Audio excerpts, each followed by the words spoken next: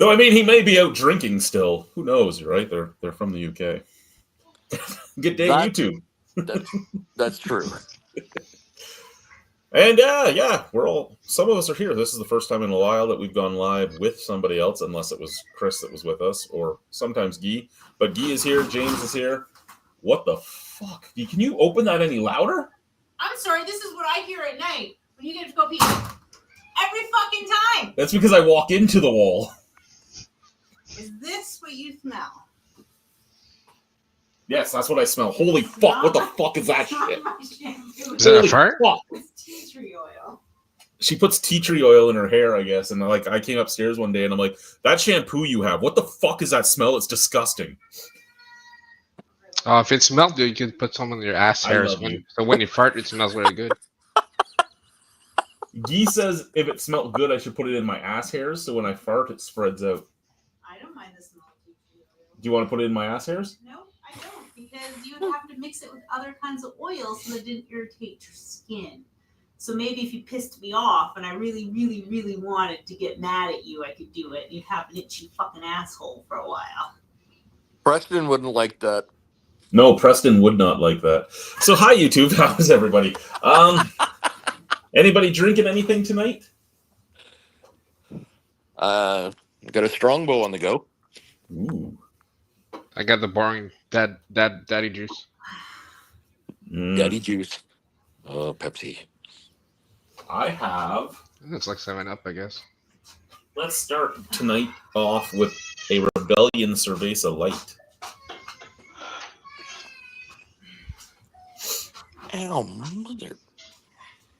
Be a rebel. Drink great beer.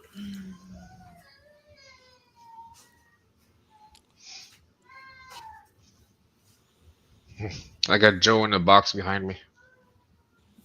Joe blows. Oh, yeah? Guess what? This is only almost a year old. It's still good. April. So we're getting close. Tell me honestly, have you never ever drank a beer or whatever out of date? So define out of date. I mean, Guy and I have had beers that were over 30 years old. How old was that? The Molson one? Was it was it Molson Bach? The Labatt 50 was probably from the 50s, but I don't think you were there for that one. You were there for. I thought it was a Bach. No. Oh, the Bach. It was the Sam Adams Triple Bach, wasn't it? No, it was like a Molson product or something, or Labatt. I don't remember. It must have been early. If it was Labatt, it was probably. If it was Labatt or Molson, it was probably early 80s, maybe 90s. Yeah. I think 80s or something. I had a lot of old beer donated to me, and we decided to drink it anyway. Yuck. It was probably not the smartest thing we ever did, but you know, I was married to the other person. I found a 14-year-old bottle of brandy the one time and got into that. That was a freaking mistake. It had turned into table syrup. A lot of really old beer, especially if it's darker beer, it turns into almost soy sauce. It's not great. And that's really funny because if you take what is it? If you take what is this shit called now? If you take balsamic vinegar and you age it, it goes sweet. I don't think I've ever had aged balsamic. They actually pour it over ice cream because it gets super sweet. It's like a table syrup at that point. And there's been a few chefs that I've seen. It's like they buy it and it's like $350 for a bottle about so big. I'm just like, why would you age balsamic vinegar to the point where it's table syrup?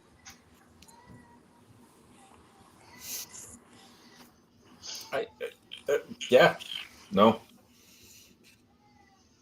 I don't know. I don't find something appealing. It's like century eggs. I'm not going to eat those either. Balsamic vinegar, is that when you drip like vinegar over your balls quite a few times and you just sell it after? You just got to make sure it doesn't dribble into your ass crack. It'll make you itch. That's when it gets really dark. Sorry, I didn't inform you about what Guy was like. That's okay. I can roll with punches. You know what I'm like. I have no worries. I think you got the quick introduction.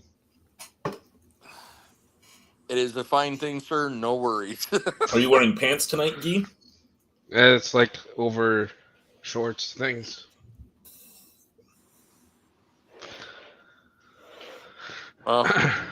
What's the temperature there? It's cold in the basement. I gotta check what it is outside right now. He is in Gatineau, Quebec. Okay. -9 right now. Oh, it's so cold. So cold. What are we right now? -30 before wind chill? Yeah. Yeah, I was out running around my shorts today and multiple people standing there looking at me, kind of like, what? Yeah, I went out to do some snow blowing today in my shorts, and No, well, I will say snow blowing is not the most comfortable thing in shorts. Shoveling sidewalks doesn't bother me, but then again, you're not caught in a swirling snowdrift with your balls being frozen off slowly. even at like -30 before wind chill, it's so much nicer here than up north when you get the same temperature, because it's not a wet cold, first off, because we're not right on the water, and second off, the sun just beats down and you're like, oh yeah, this is so nice. So nice. But if I gotta bring the trash bin at the road or curb, whatever, I'll just stay in shorts and put a coat on. My wife laughs at me. I shovel the sidewalk in bare feet or in sandals.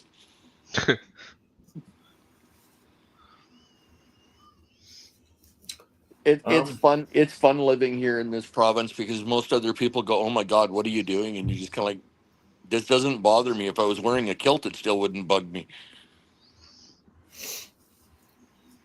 Anytime I wear a kilt, there's at least one person trying to look up it. See, and I said to Jen that I was going to climb one of the ladders at work, come dressed as in a kilt. They couldn't say anything because it would be part of a social class and religious attire. And she goes and says, "Oh, go ahead." And then Krista pointed out, "Yeah, but there's going to be a lot of little old ladies trying to look up your kilt while you're up the ladder." I went, "Good point. Never mind." I wonder if you put like the hand warmer things in the sport and just keeps your balls warm. Well, the sporn's supposed to be for booze, not for hand warmers. You put some like sake, get warm sake in there. Oh, Scotsman and sake. I don't know if that's a good combination. They look at you so funny when you ask for it to be warm too. At the sushi place we went to in the falls. I told them no, leave it at room temperature. Then That's right. She got it. Yeah, then the waitress got all wet.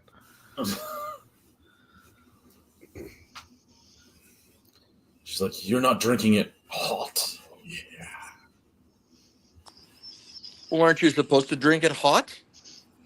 No, hot is when it's like the very cheap stuff. It's just to mask the taste. So either you cool it or warm it. It just means it's like it's too strong or nasty. But if you drink it at room temperature, it's like you're not a pussy and it tastes good. Okay, well, I've never drank sake myself, so. When I drink it, I just check the stuff. And... Prairie Pills. Who makes Prairie Pills? Pile of Bones. Is that a new beer? It is my next beer, yep. They made it look European. Hopefully they can pull off the label. It actually looks exactly like how they did their old their Vienna lager, except it's a different color scheme. Because the Vienna lager was like brown and orange. And this one's yellow and green. You know, colors of the prairie flag.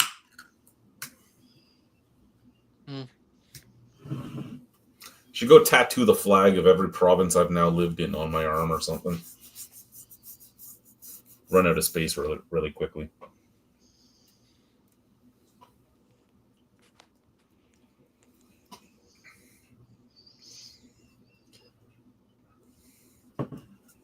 That's a kind of disconcerting look on your face. I'm trying to decide what I think of that. Because it's not bad, but it's not good for what it says it is. Does it like taste like pills? Some pilsners will actually taste like freaking pills. Yeah, it has that like you chewed on a caffeine pill bitterness in the back of the throat, or you chewed an aspirin or something, you just get that sharp bitterness. It shouldn't taste like that. Like it's not bad, but it shouldn't taste like that. I'll just make James drink this one with me. I'm game for anything except really shitty beer. I've had really shitty beer. I got I've an even had eggnog shitty- stout today. Oh, what? An eggnog stout. And how was that? No, I don't know. It's in my review cupboard. Oh, I thought you said you had one. I was No, kind of I okay. got Well, how one was today. that? I picked it up today. I went to Urban Settlers right across the street from our place of business, and I was looking through it for new beers, and it was sitting on the shelf, and I'm like, "What the fuck is this?" And then I grabbed it. You're gonna have to let me know, that way I can turn around and either contribute to the fund or turn around and help pay for our beers, because I don't think you should be paying for the review, man. Oh, it is. Oh. Brian says he's a square bit. Yeah, you're kind of square, Brian. You need to take a couple of those corners off. You're a little too sharp.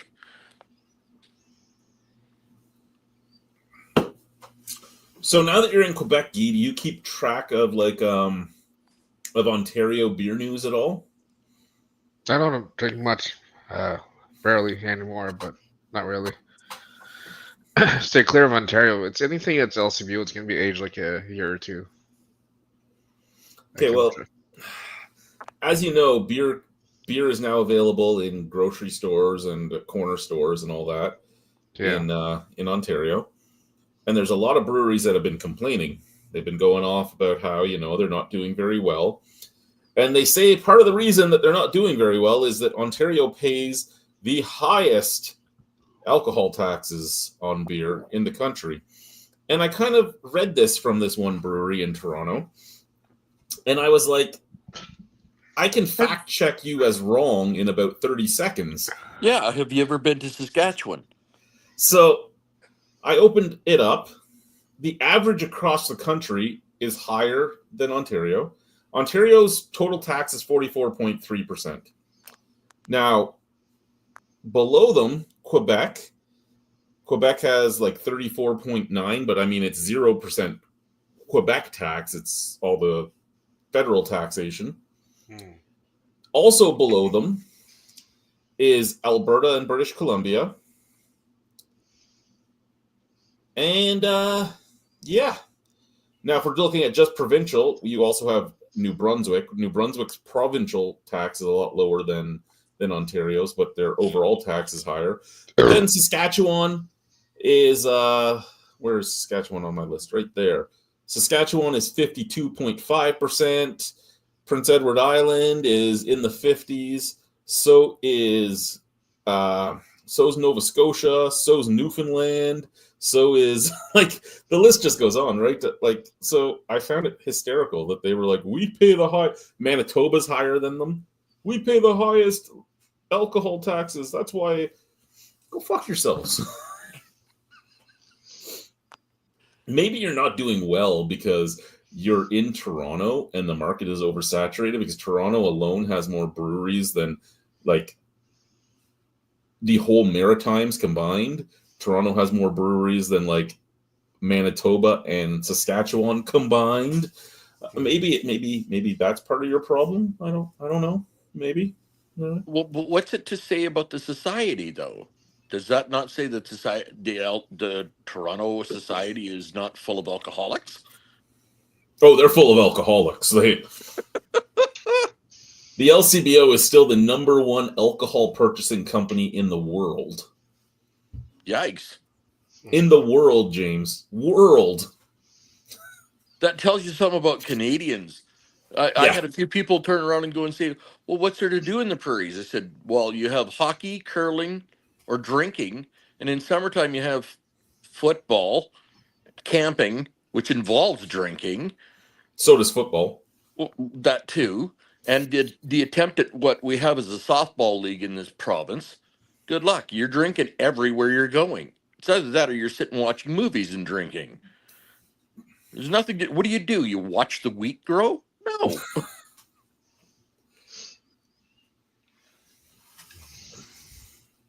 And Lord knows we can't drink at work, so that's no fun. There is screwing in the prairies. If that was the case, we'd have a bigger population. It's too cold, everything shrinks. Speak for yourself, sir. Okay, well, there's a few people everything shrinks. There's some of us that it doesn't bother, but I'm just saying the most of the population is like Willie's not coming out to play. There's other parts of the population where they get in a Santa suit and Willie comes out to play nightly. That's none of my business. I'm not a Santa fan, I'm a Grinch fan.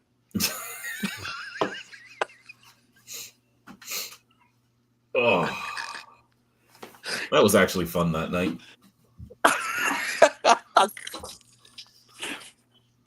We're gonna have to do that again. I'm looking into getting the actual prosthetic nose.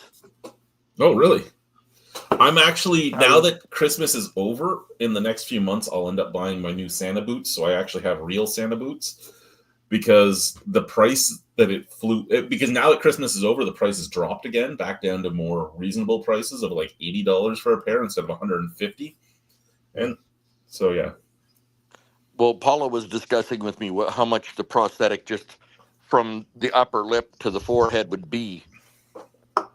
I said, I don't know. I have to look it up. The last time I saw it, it was probably $300, but that was 3 years ago. But I'm quite sure they've dropped in price since I've seen multiple people with them now. But I don't know if they'd fit me. I've got a big schnoz.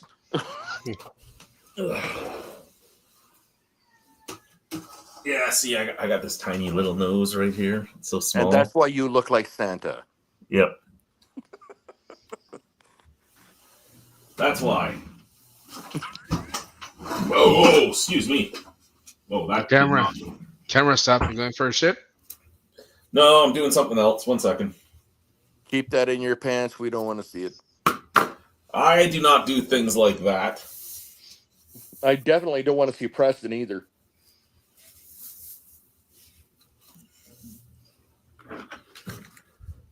I'm just getting another beer, and maybe I'm not wearing pants. Who knows? None of my business. Or maybe this is why I was gone. Pretty sure that's your underwear. It might just be. We have Great Western Lime next. What I was trying to do was get this one on, but I have it tied up too much. By the way, the place I was in today that I bought that bottle opener has a whole section for WWE, WWF, and masks for them. Nice. I was like, holy crap, this is a wrestler's haven. And they have movie memorabilia, they have figurines, they have those Funko Pop things, old books, old comics, etc. So I was rather impressed. It sounds like you're giving Brian another reason to come visit when he goes to Alberta next time. Oh, shit. I almost stepped on a remote control. Don't do that. It'll wreck the TV.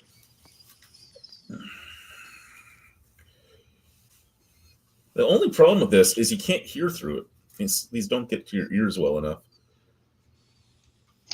Well, as a wrestler, you don't need to hear the blow coming. You need to feel it coming.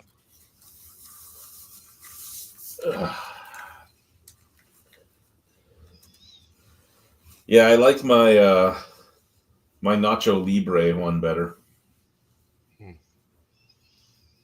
But it doesn't fit me as well as this one, mostly because it has a full chin and I got a giant fucking head. Blame it on the beard. Blame it on the beard.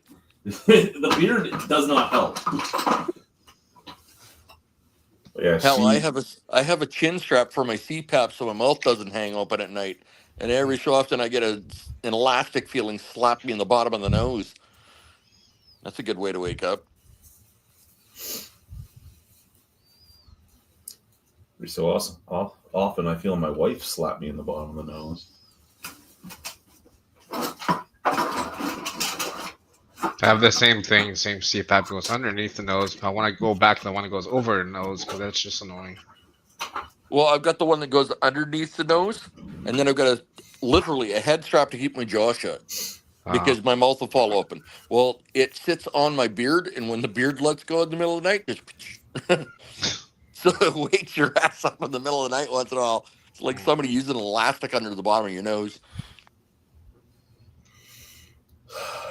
So, Guy, have you ever wanted to make your own beer? It'll probably just end up being a 10% stout porter. Well, I ask because South River Brewing's building is up for sale. Where's South River again? It's close to Redbeard. It used to be what was the guys that did the blacksmith ale and all that? Deep River. They used to be Deep River, and then they became South River. The guys Redbeard was going to do that beer festival with years back, so they're in the North Bay-ish area.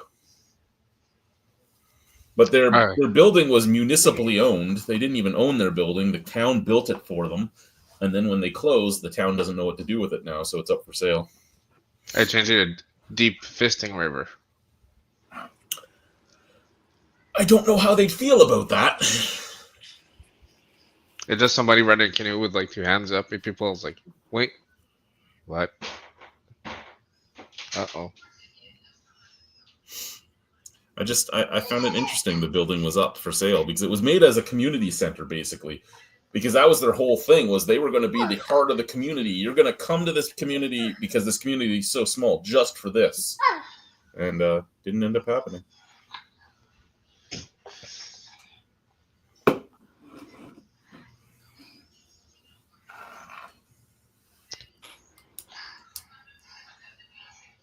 Yeah, so she ran into the table and she has a huge bump in her head today. Ow. That's like an hour ago.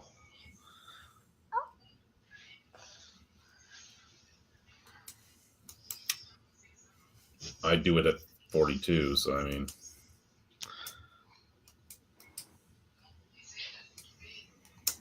I'd say something, but it would prove how clumsy I am at my age, and I'm much older than you, Chad. Not much. Now, if Paul joins tonight, Paul is much older than me. I'm sorry, sir. 12 years is a lot older than you think I am. Which Paul? Not our Paul. Middlefra, the Paul from Ottawa. Oh. Yeah, no, not Pennsylvania, Paul.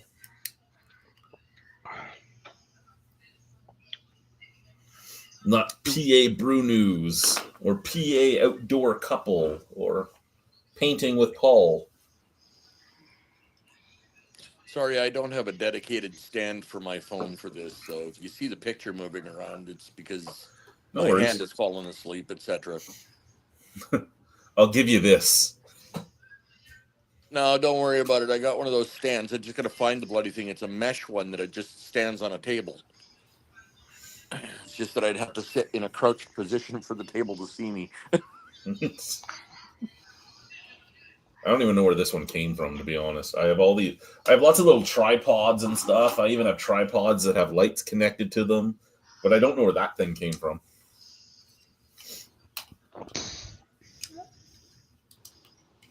Well, we have similar ones at work. Well, I've had that one way before I worked where we work. No, I'm just saying we have similar ones at work. I could probably pick one up. Heck, if I'm really ingenuitive enough, I could probably build one. I was standing at work tonight talking to one of our supervisors because they wanted to talk to me about some things, and they're like, "Aren't you waiting for your wife?" I'm like, "Yeah, she's supposed to be coming in to buy some stuff, so I have some time." Then I got a text message of, "Hurry your ass up! My bread is proofing at home." I'm like, "Oh, apparently she's not buying anything. I gotta go." I get in the car. I'm like, "I thought you were coming in to buy this, this, and this," and she's like, "Oh fuck, I forgot about it. I can do it on Monday when I pick you up." Oh, you seem to think I'm still going to be at work when you're done work? She's like, "You're too lazy to walk home. I know you're going to be there." Yeah, but summertime you might do it. I have done it a few times. I've just left and been at home when she got home. But yeah, I don't care to do it in the winter. No, especially through some of our neighborhoods in this town. They scraped my road for the first time yesterday. It was awesome. They always forget, or They just don't do it. Regina's got this snow removal policy. We'll pack it down until spring when it slowly melts.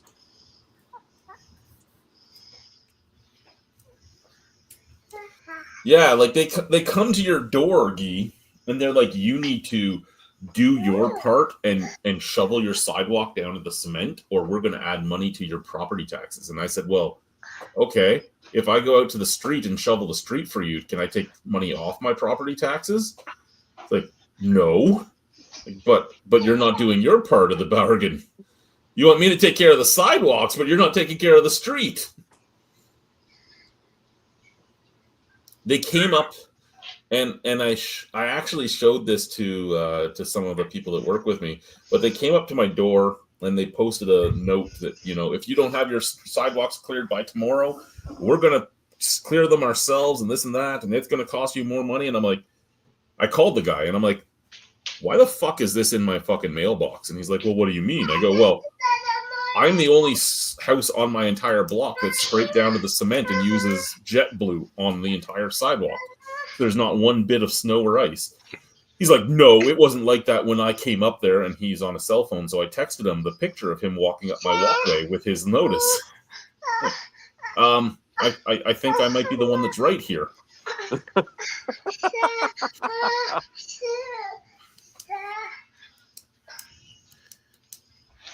Yeah, that's when he stopped talking to me.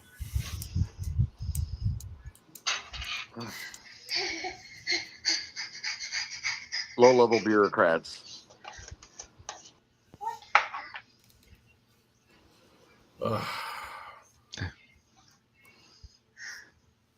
That's okay. In the older parts of Regina, they still don't remove anything. The sidewalks are still garbage, and they don't clean up the garbage in the back alleys either. And it's like, do you expect it just to blow away in spring? Are you talking about the hood, sir? I'm talking about like 13 block King and Queen area, over by what used to be the old Taylor Field and by closer to Pascal Hospital. Those areas, they've got dumpsters in the back alleys, but the garbage is overflowing a lot of the time, and they will not clean it up. So the communities have taken to doing it.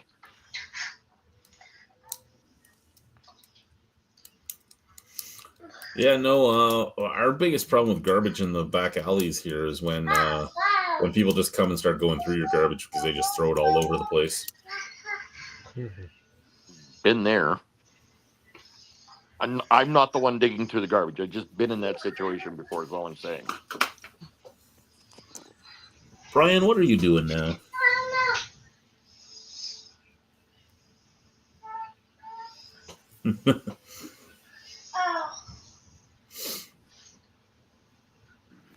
I am legally blind, and it is unsafe for me to do anything.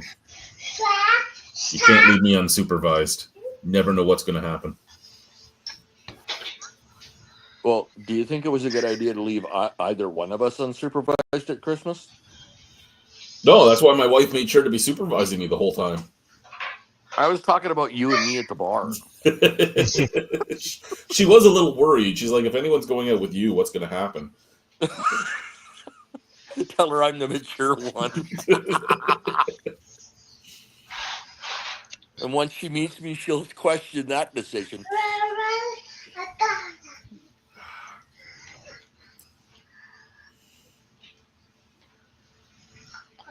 So does my name appear across the bottom of the picture that you guys are seeing? Because I keep shoving the name up underneath my nose.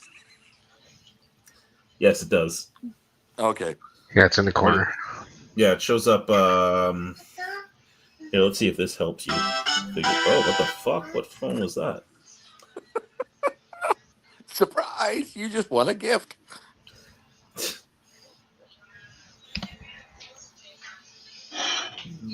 There, I don't see if you see where it is now. It's off to the side there. No, all I can see now is me, not you or anybody else.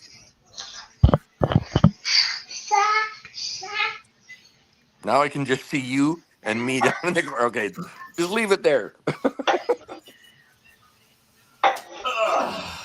What's next for me? You know what? Let's have another Cerveza Light.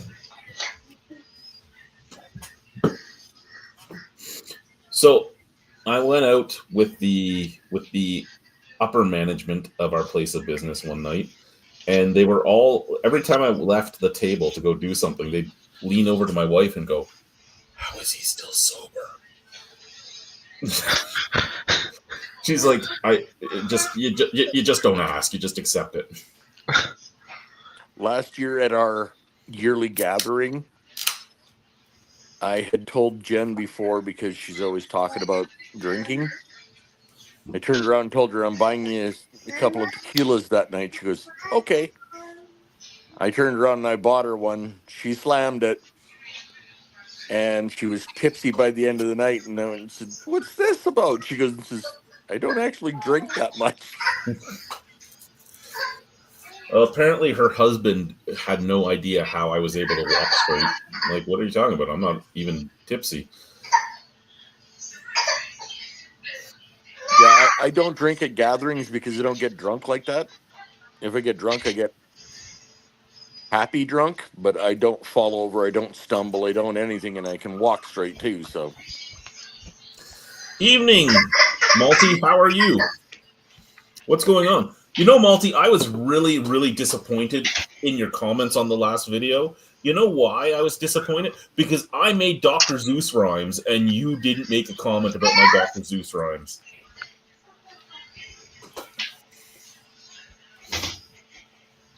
I figured if anyone had something to say about my Dr. Zeus rhyming, it was you. But no, nothing. Nothing.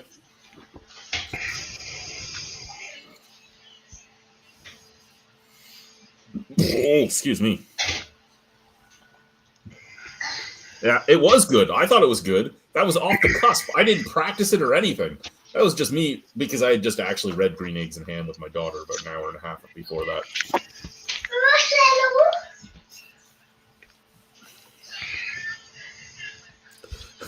The Val Venus bit. Hello, ladies. Did you do your innocent gun thing? No, me and Nick haven't gotten together yet. Nick wants Dougal to be part of it too, so we've been tossing back and forth our availabilities to see when we can get Dougal in. But Dougal is 6 hours away again, right? So.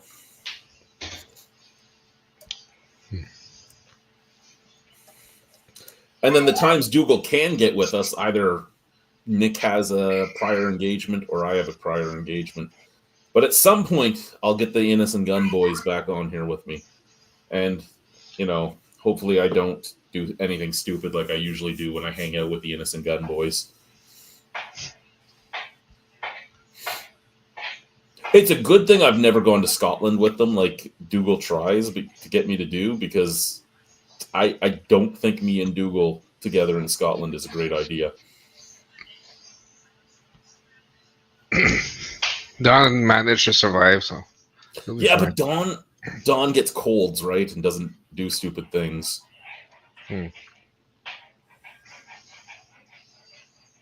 I love Don.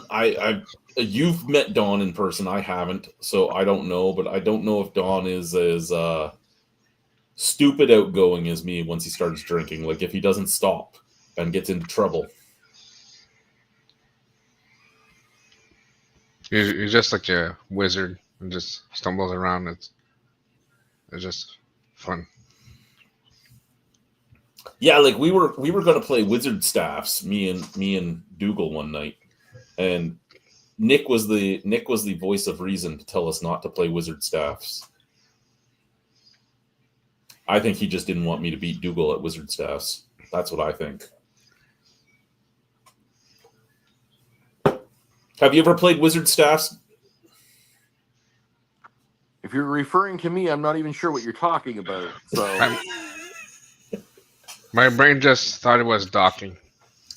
Wizard Staffs is basically as you drink every can, you keep it and you duct tape them all together and see who gets the biggest staff. see, that's okay. I'm a beer drinker, yes, but I'm not that heavy of a beer drinker. Beer, for some reason, after so much, I'm so full I can't drink anymore. That's why if I'm gonna drink, it's hard stuff for me.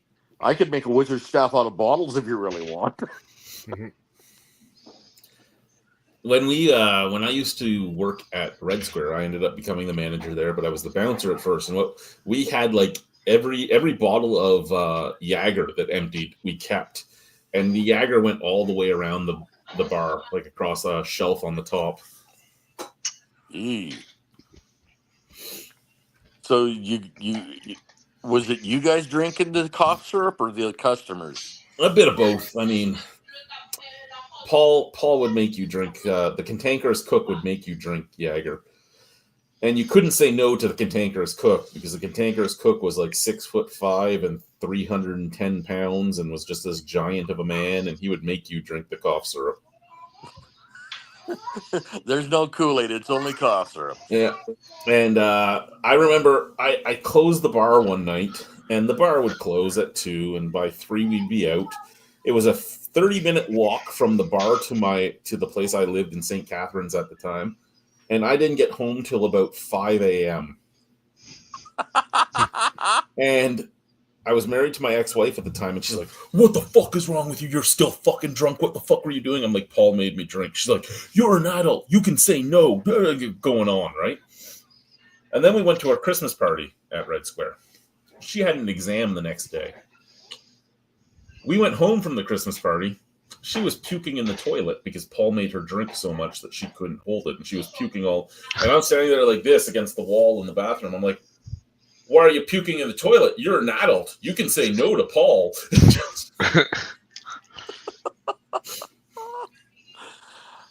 I got drunk on tequila paralyzers the one night.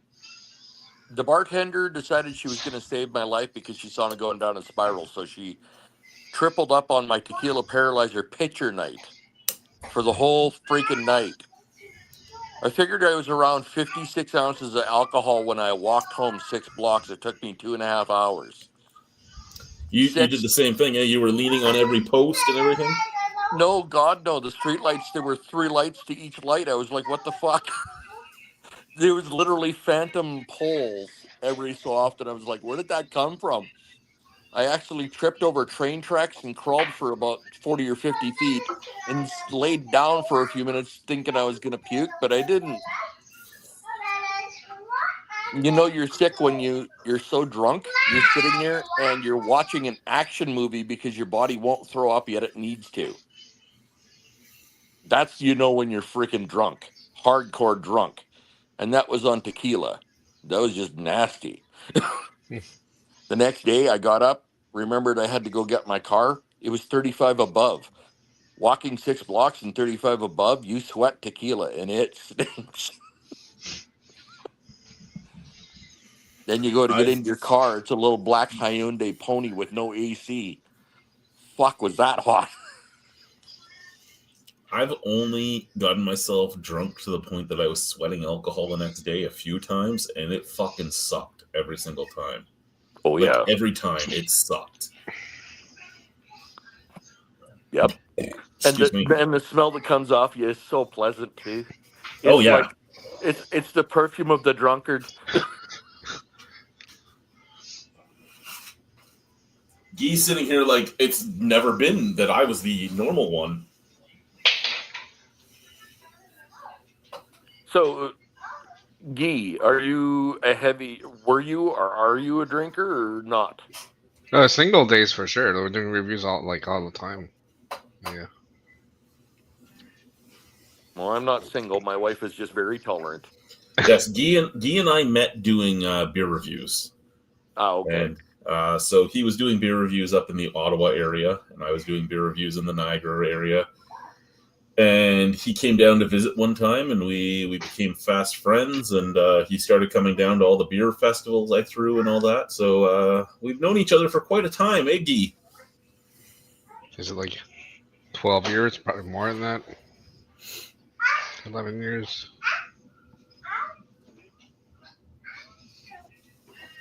Did you, Brian? So Brian says he once showed up drunker on a day shift than when he left the night before. And, well, day shift at the place that me and you worked together at wasn't a hard shift to be drunk at. You know, you could just walk away and nobody would be the wiser. Where we work now would be a lot harder. Oh, yeah. Yeah. Day shift where me and him worked it was day shift was your really, really, really, really, really slow shift. Yeah. And yeah, you could probably get away with it. Oh.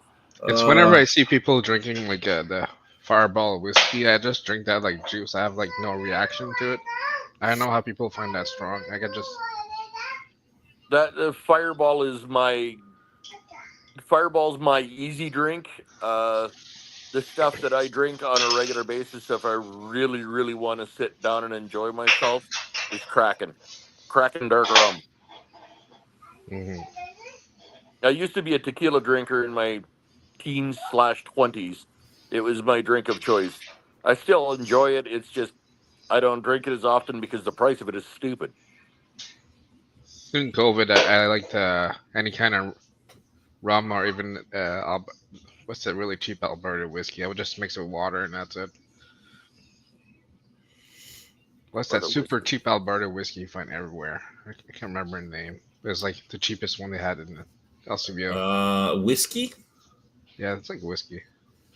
Oh, 5-star? Is it like Alberta Premium or something? Oh yeah. Alberta Premium. Yeah, I would just drink that water mixed in. See, when I drink rye, it makes me sick. I find it too sweet for me. But if I drink rum, I'm okay. Fireball, I'm okay. Even vodka, I'm okay. Tequila, yeah, but rye, I get sick. okay, Multi, how big are we talking? Because Multi said that Ontario, you had last month mini kegs of Fireball. What was a mini keg of Fireball? I need to know. And how much did it cost? I need these are things people need to know. Inquiring minds need to know.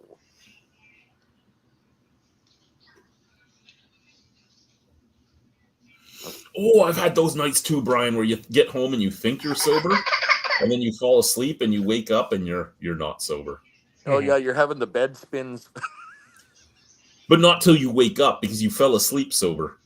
Yeah, but if you fall asleep sober and you leave your foot on the floor, you're fine until you lift your foot up.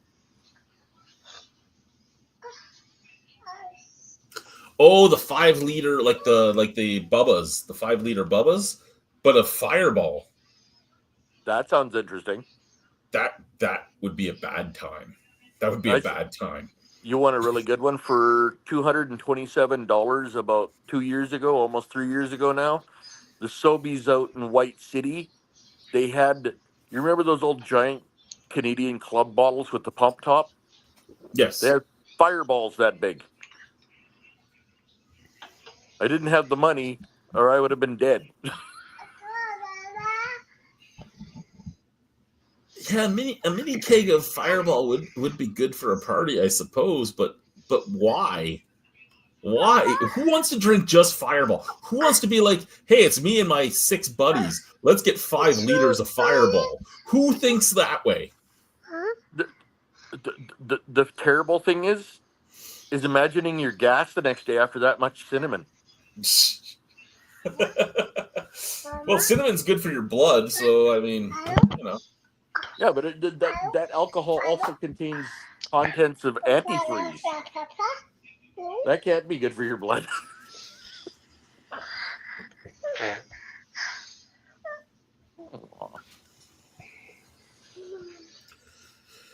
Brian, if you go to a Stag and Doe and drink nothing but Fireball, that's on you. And what are you doing, sir? I thought you were joining us. I know Dave isn't here. That makes me sad. I was really hoping to see my good English buddy. He was supposed to round up some of the other English lads like Kent and them, but Fireball. Okay. I only ever had one Stag and Doe. I didn't have a Stag and Doe with Alicia. I had a Stag and Doe with my first wife, and I think that ruined Stag and Does for me because I had to be near my first wife more than I wanted to be.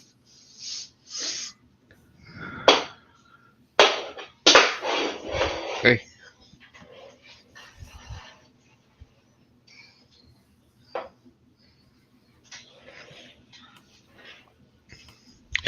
ABC Fine Wine and Spirits. Fireball, cinnamon and whiskey keg, $79.99. Really? It was only $80? For 5 liters? Is ABC US or Canadian? ABC.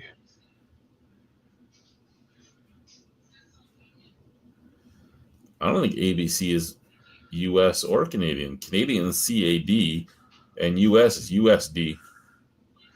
No, the site is ABC. Fine Wine and Spirits. I don't know. Well, if it's American, let's say that's an American site. You're looking at about double for Canada land. So even $150 for 5 liters of Fireball isn't a bad price, but it's still a lot of Fireball. Well, you got to think. Hold on a second. I got a bottle here. I got to see how big the damn thing is. Yeah, their HQ's in Florida, so that's US pricing. Yeah, because 1.34 liters, like 43 or 44 bucks here. It's 5.25 liter. Yeah. Yeah, so you're looking at over twice the price in Canada. Over twice the price. Depending on your province, but between twice the price and like 3 times the price. But I mean, Yeah, even like I said, even if you're looking at, let's say 3 times the price, right? So yeah, here it would be. like if you're looking at $200 for over 5 liters, it's still not a horrible price. It's basically you bought a Texas Mickey, but you got it in a cool looking vessel. I shouldn't say a cooler looking because those giant alcohol bottles I had from the casino were amazing. But I don't know how I feel. Like there are beers that I wish I could get in a mini keg that aren't Heineken or Warsteiner or Coors or who else did Bubba's? Canadian did a Bubba. There are beers I wish you could get. Heineken's was okay. I remember drinking an entire Bubba of Heineken one night. I had a table in my house. Did I still have the table when you came over, Guy? The Harvey's sign table that had the Bubba keg legs, and it was a Harvey's sign that I ripped out of the cement pillar at Harvey's one night when I was drunk. I don't remember a table you had in front of your couch. That was it.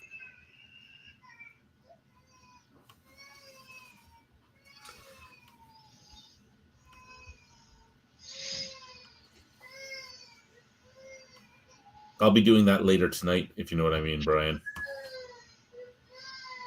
The table I had in front of my couch, that was the McGee Side Road sign, Yeah. and that was the sign where I stood on the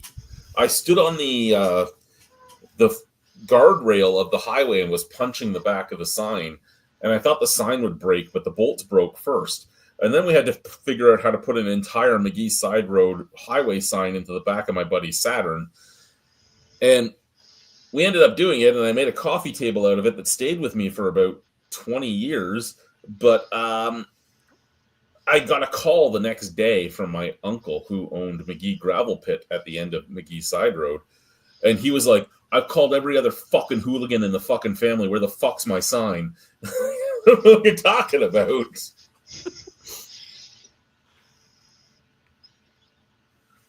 Did he come over to see it? No. I never admitted that I had it. Well, you just did. Well, I've told the story a few times, but he doesn't watch these videos. So I know my cousin does, but she's never ratted me out as of yet. I haven't pissed her off enough to rat me out. So we have another Prairie Pills.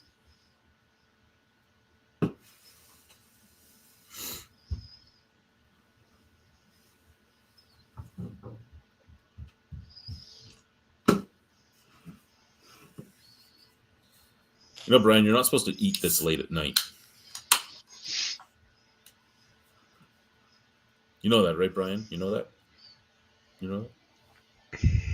No? What did you even make for dinner tonight, Brian? Because every Saturday we've ever done this, you've been running back from Wendy's. And tonight you're like, I'm making dinner right now. What did you make? What did you make? I'm just curious. Spaghetti. SpaghettiOs. You know, I hate Alphagetti and all that, but the spaghetti in a can, I don't actually hate that. I like it a little bit. Oh, that Chef Boyardee or the Heinz? The Heinz. I can't stand that. It's just bad to me. It's like tastes like ketchup with noodles. Yeah, see, I don't like any of the other canned stuff. Maybe sometimes I'll eat ravioli in my life. I've eaten ravioli, but that's the only two. Zoodles, no thank you. Alphagetti, no thank you. For some reason, the spaghetti though, I'll eat it. All that stuff, no matter how hard I try, it gives me heartburn. Can't eat it. Wendy's breakfast looks. I don't think I've ever had Wendy's breakfast. A&W breakfast, no, not really. Subway breakfast, why waste the money? Tim Hortons breakfast, again, why waste the money? If you go to Tim Hortons, you might as well just get a donut and a fucking coffee. McDonald's has always been my breakfast place of choice, but I've never had Wendy's breakfast. I've never had it in my life. I probably should. He wrote a lot. What do you have here, Brian? He said it's nachos made with ground beef from Wendy's.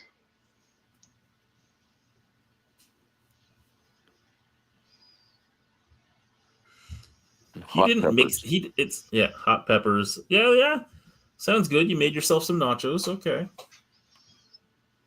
I'm just surprised that you always Saturday night is your Wendy's night. Yes, but he did say he had added a couple of days earlier. I like the A&W fatty breakfast, the Canadian one. It's just like a normal breakfast plate.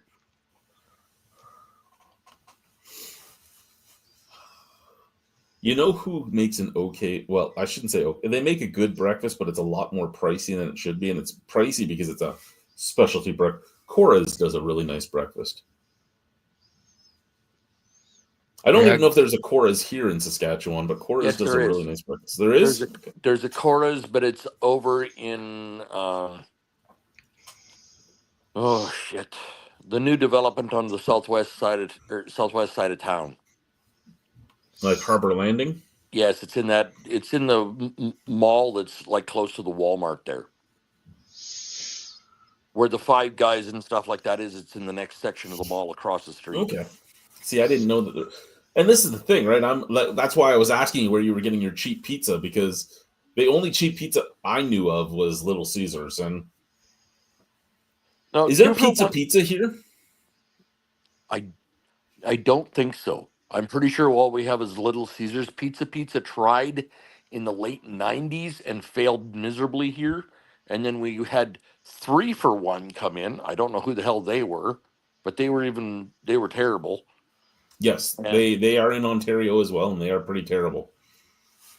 and I know that we have the 2 for Domino's? $1 family pizza. They're not bad, but it all depends. My wife doesn't like the sauce there, so the only other place that I found that's got expensive pizza that's good pizza would be probably Juliana Pizza in over by Martin Collegiate.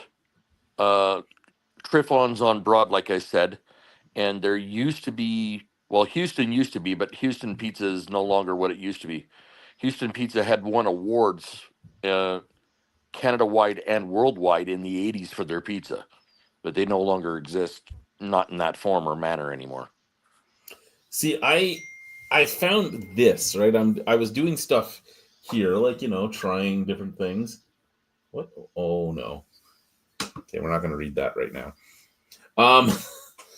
I was trying a few different things here. Like, we've tried a few different pizza places, and we found that, unfortunately, like, we like to try local places more so than big franchises.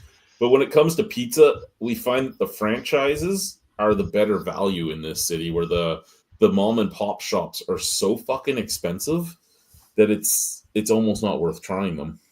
Absolutely. Yeah, it's not even a word of a lie with that. And the style of pizza is totally different here than what you'd get for like Domino's or wherever. You're getting thin crust, low pizza, where the stuff here we've usually had deep dish or thick pizza. Always. Even when I was a kid, that's what you got. So Yeah, I've heard like it's Regina style pizza, and I'm like, what the fuck's Regina style pizza? And there was one place that my wife was talked into trying, and it was really good, but it was so fucking expensive for what we got. And I'm like, yeah, I'll go back to 2 for $1 or Domino's or Papa John's or even Little Caesars, because Little Caesars, I can walk in with a 20 bill and come out with like almost 3 pizzas, like 2 pizzas and some breadsticks, and that feeds the kids. I yeah. mean, I don't love it. I don't like it per se, but I'm fat. I can eat anything. Well, anybody could get fat for being not picky. Hence, point and sort for myself.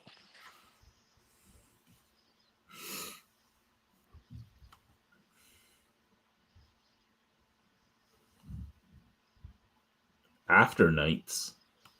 Night shifts? Oh yeah, maybe after night shift. Yeah, okay. That could make sense.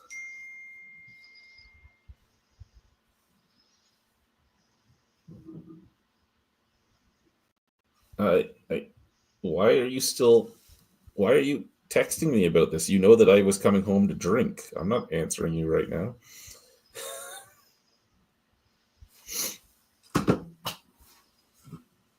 Coworker? Yes, the one that is one step below me.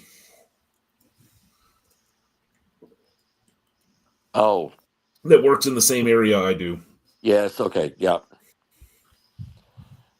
Don't worry. I've had that person inquire things of me when I'm not on duty and go, what? Yeah, no, but she knew what I was doing. I'm like, the second I get home, I'm popping a beer open. I'm having a podcast tonight. I'm supposed to have my buddy Guy there. I'm supposed to have my buddy Brian there. James is joining. My buddies from the UK are supposed to be coming, but they're up in the air because it's going to be after midnight by the time we get live for them. And as I left, she was like, "Enjoy your drink." Like, no, don't worry, I'm going to. Now she's texting me. Yeah, I'm drinking, boy. Yeah.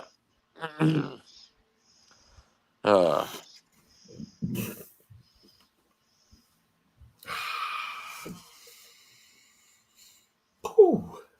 That burp did not taste very good. What did you have to eat on top of it? My dinner tonight, we made homemade.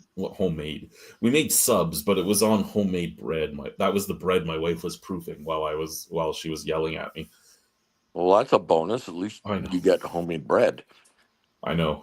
And like, she bought me like a charcuterie board spread of meats, so I had all this different salami and chorizo and everything, and I put it in the oven with some garlic butter and cheese and fried all mine up.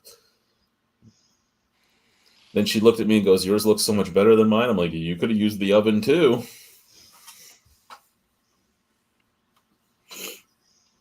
It all depends on how hungry you are at the moment, whether or not you want to wait for an oven. Well, I was making mine early because I was trying to get down here for the UK guys. And as I was trying to make mine, both the kids are like, "I want to toast my bread too." And I'm like, "Of course you fucking do." Give it to me. I'll toast it.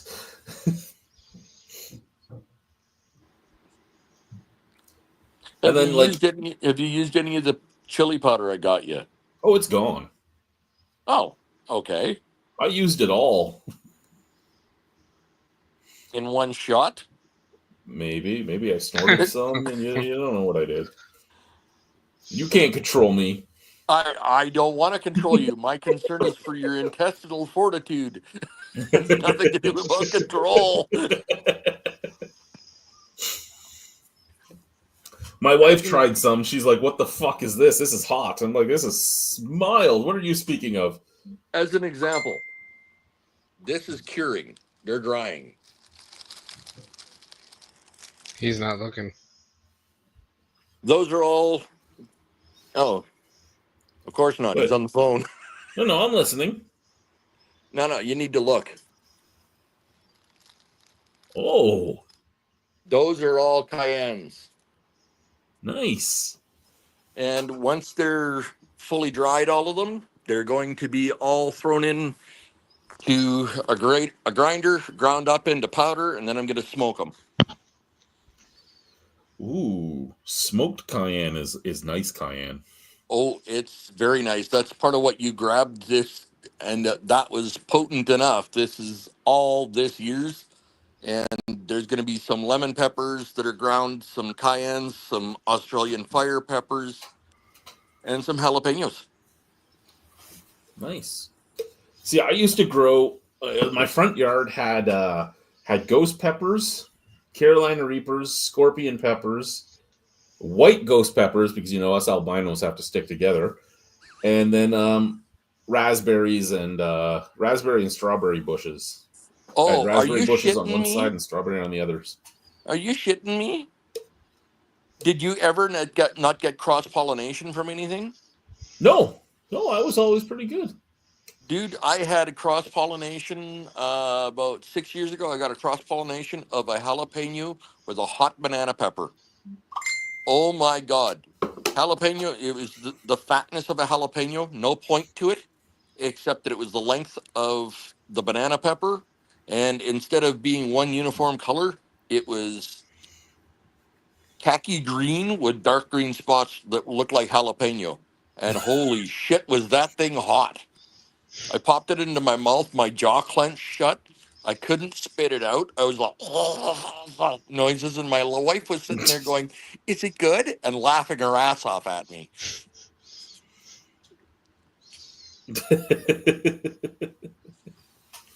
No, I remember when I used to make my hot sauces, I'd bring them into work all the time. And I had this one old Italian lady that worked with me in the high end room, and she would always want to try them, but she would refuse to try my hot sauces.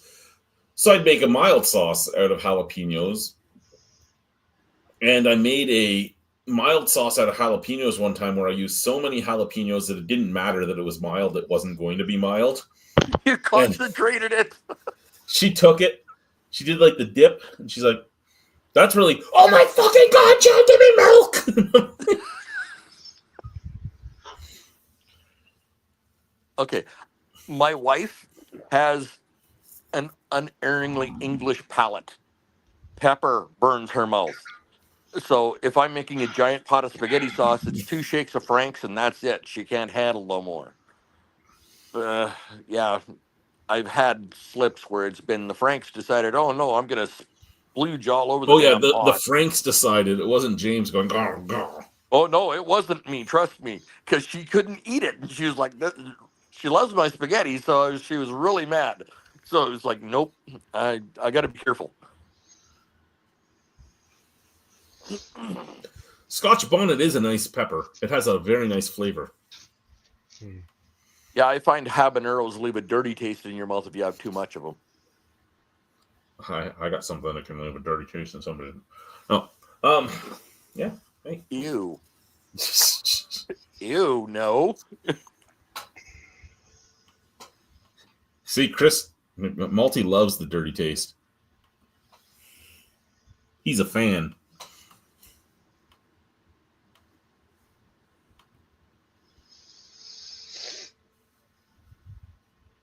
The Scotch bonnets, they're the normal cooking pepper for my wife. Yes. Yes. Well, see, my wife works with a lot of women from Bangladesh and India and Pakistan and all that. And she tells them all that I love Indian food and all that. And they're like, oh, this might be too spicy for him, but you should take it home for him to try. And she's like, no, you guys don't realize what he'll eat. And she brings it. Her boss one time, and her boss is from Bangladesh. She gave her a whole bunch of stuff. She's like, bring this home for him. Let him try it. Let me know what you think. She goes, it might be too spicy. And she starts laughing at her. She goes, yeah, no. He has told restaurants he wants to cry when he eats it and he wants to cry when he pees in the morning.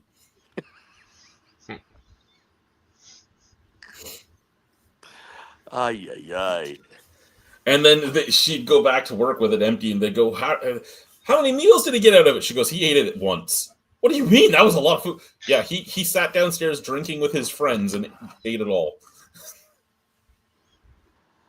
Ah. See, I don't react as in, oh, my mouth is hot. I just sweat. I just sweat when something gets hot. And my wife sits there and laughs at me and goes, do you need a cloth? Do you need a towel? Oh, I'm thinking I might. Yeah, we almost went to a Bengali Victory Day celebration yesterday. We were invited to it. But and we almost went because I wanted to go and try the food and everything else. And I'm like, this would be a lot of fun.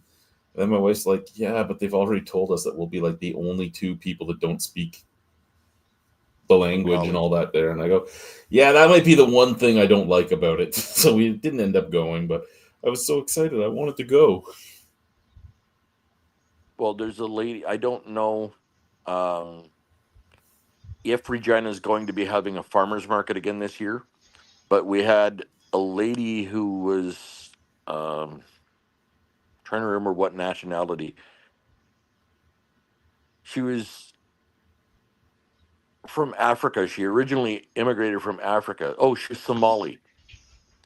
She made and sold at the market her own chili oils and chili sauces. Okay. Oh my God! I bought pierogies and said, well, I don't have samosas, but I may as well dip these in it. Wow, were those good? Just superstore crap pierogies with chili sauce on them. And Was wow, it was that stuff? Chimo pierogies? I love Chimo pierogies. Oh, I haven't seen chimo pierogies in a long time. Mind you, I don't go looking for them. So They have them at Walmart, usually about $3 a box, and I love them. I love the Ukrainian variant, so the garlic pierogi. Oh, so good. So good for so little money. I will have to look into that. Paula's more the potato cheddar person than anything else. See, we had when I lived in the Arctic, there was a company that did pierogies, but they were like fresh pierogies, and they were fucking fantastic. But you could only get like 2 of their flavors, and you had to order like 3 cases at a time. And people loved pierogies in Deer Lake, so like I could sell like 13 cases of pierogies in a week. So I started bringing these in, but they'd come in fresh, and I would freeze them and sell them frozen at 25% off. And they would fucking fly, and they were so good. And I know that's one of the things they complain about. They send me messages all the time. They're like, you need to come back to bring the good food back. Like, I'm sorry, I'm never coming back. And see, I grew up in Saskatchewan, which Saskatchewan and Manitoba have a huge, huge amount of Ukrainian and Ukrainian Russian and Romanian people in them. So the variants on pierogies that I have tried in my lifetime or cabbage rolls is insane. Like, have you ever heard of a plum pierogi? No, I've never heard of a plum pierogi. They turn around and they put a plum jam on the inside of the pierogies, and they cook it in onions and butter, but they also have almost like a plum sauce mixed in with it. So it's a dessert pierogi, which is very, very strange, but very, very good. I've had people that have turned around and made Tex-Mex pierogies, which are really sharp cheddar and spices mixed into the potatoes and into a pierogi, and then you cook it in the sauce. There's all you can do anything with a pierogi, man. You could probably make a dance. Go for a piss. Oh, his daddy juice is ready to come out.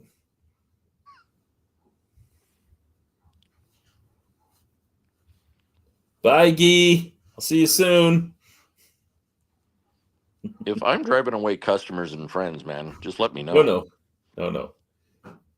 Gee's fairly quiet, unless you're talking about like Star Trek or a few other things. Gee's fairly or sexual. He really likes making sexual innuendo in his French wizard lingo. Okay. Well, it just seems Brian keeps avoiding. No, Brian's dealing with somebody right now. He's the one I keep texting with right now.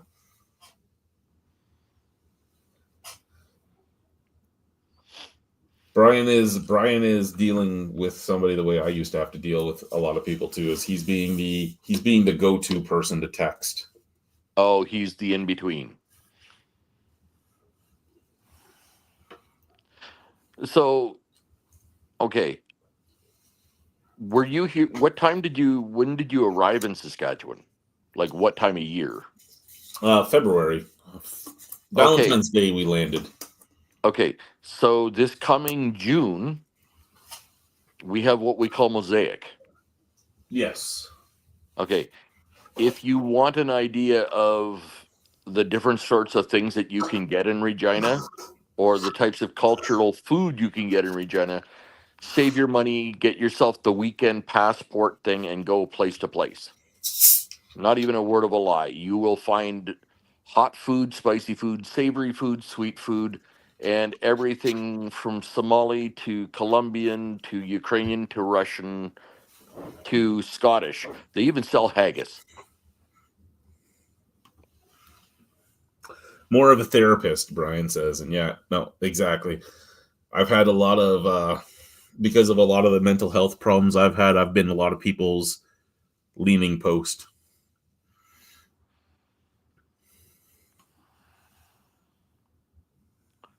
I let myself be the leaning post because sometimes, no matter how hard they try, people can't talk to somebody else.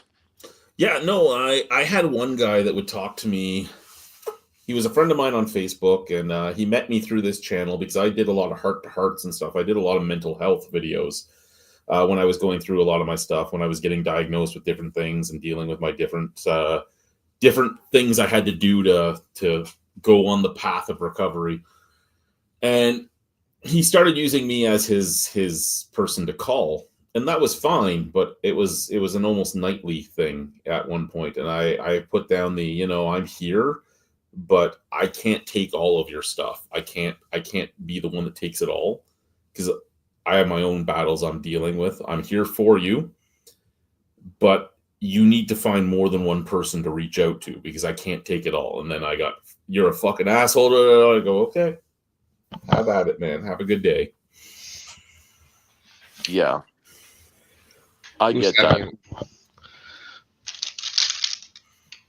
What's going on, Guy? I got raisins. Raisins. When are you coming to Regina, Guy? I guess just time and money, I guess. Save up, fly up. How's Radar doing? I haven't spoken to him, I'll say a month. Really? You and Radar used to talk all the times. Oh yeah, he's working, so.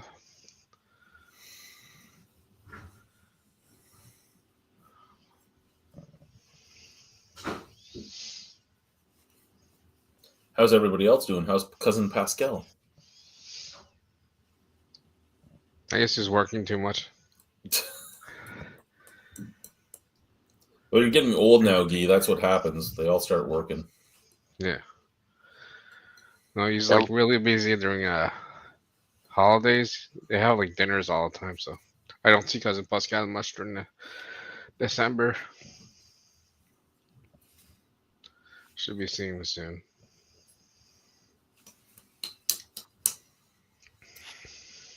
How's your brewery down the street there?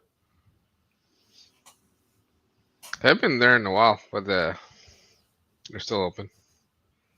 There's a Piazzamon or something.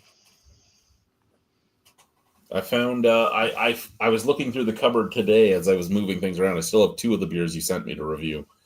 I have the Imperial Stout and the Boathouse. Oh, yeah, those guys are further out, but there is a brewery that's very not far from here at all. That's not them. Oh, so you said that was your Homer brewery, so I thought they were your closest one. Yeah. Yes, Brasserie du Monde is still around, to my knowledge. One of the things we were going to talk about tonight, if Brian had gotten in here, and I'm just going to bring it up because me and Guy have talked about this topic before, and it's if I was to ever own a brewery, I had to own the building I was in too. And a lot of people are like, when are you going to own your own brewery? When I hit the lottery, because only way I can buy all the equipment I need and buy a building. And the reason I'm bringing this up is Counterpoint Brewing, not Counterpart in Niagara, but Counterpoint Brewing in the, I believe where are they? I don't even know where they are anymore. They're somewhere in Ontario as well, though. But they are closing this month because their rent has doubled over the last 3 years. And it was one of those things I've talked about many a time that if I was to own my own place, I needed to own the building because there was no way I was letting a landlord control whether or not my business could continue. And I feel for the guys, but I don't at the same time, because if they are closing, they are moving somewhere else, but to move that equipment, to redo the infrastructure, all that type, the money is immense. With the money you're spending to move your fermenters and everything else to another building, you probably could have bought a building. Like, you probably could have.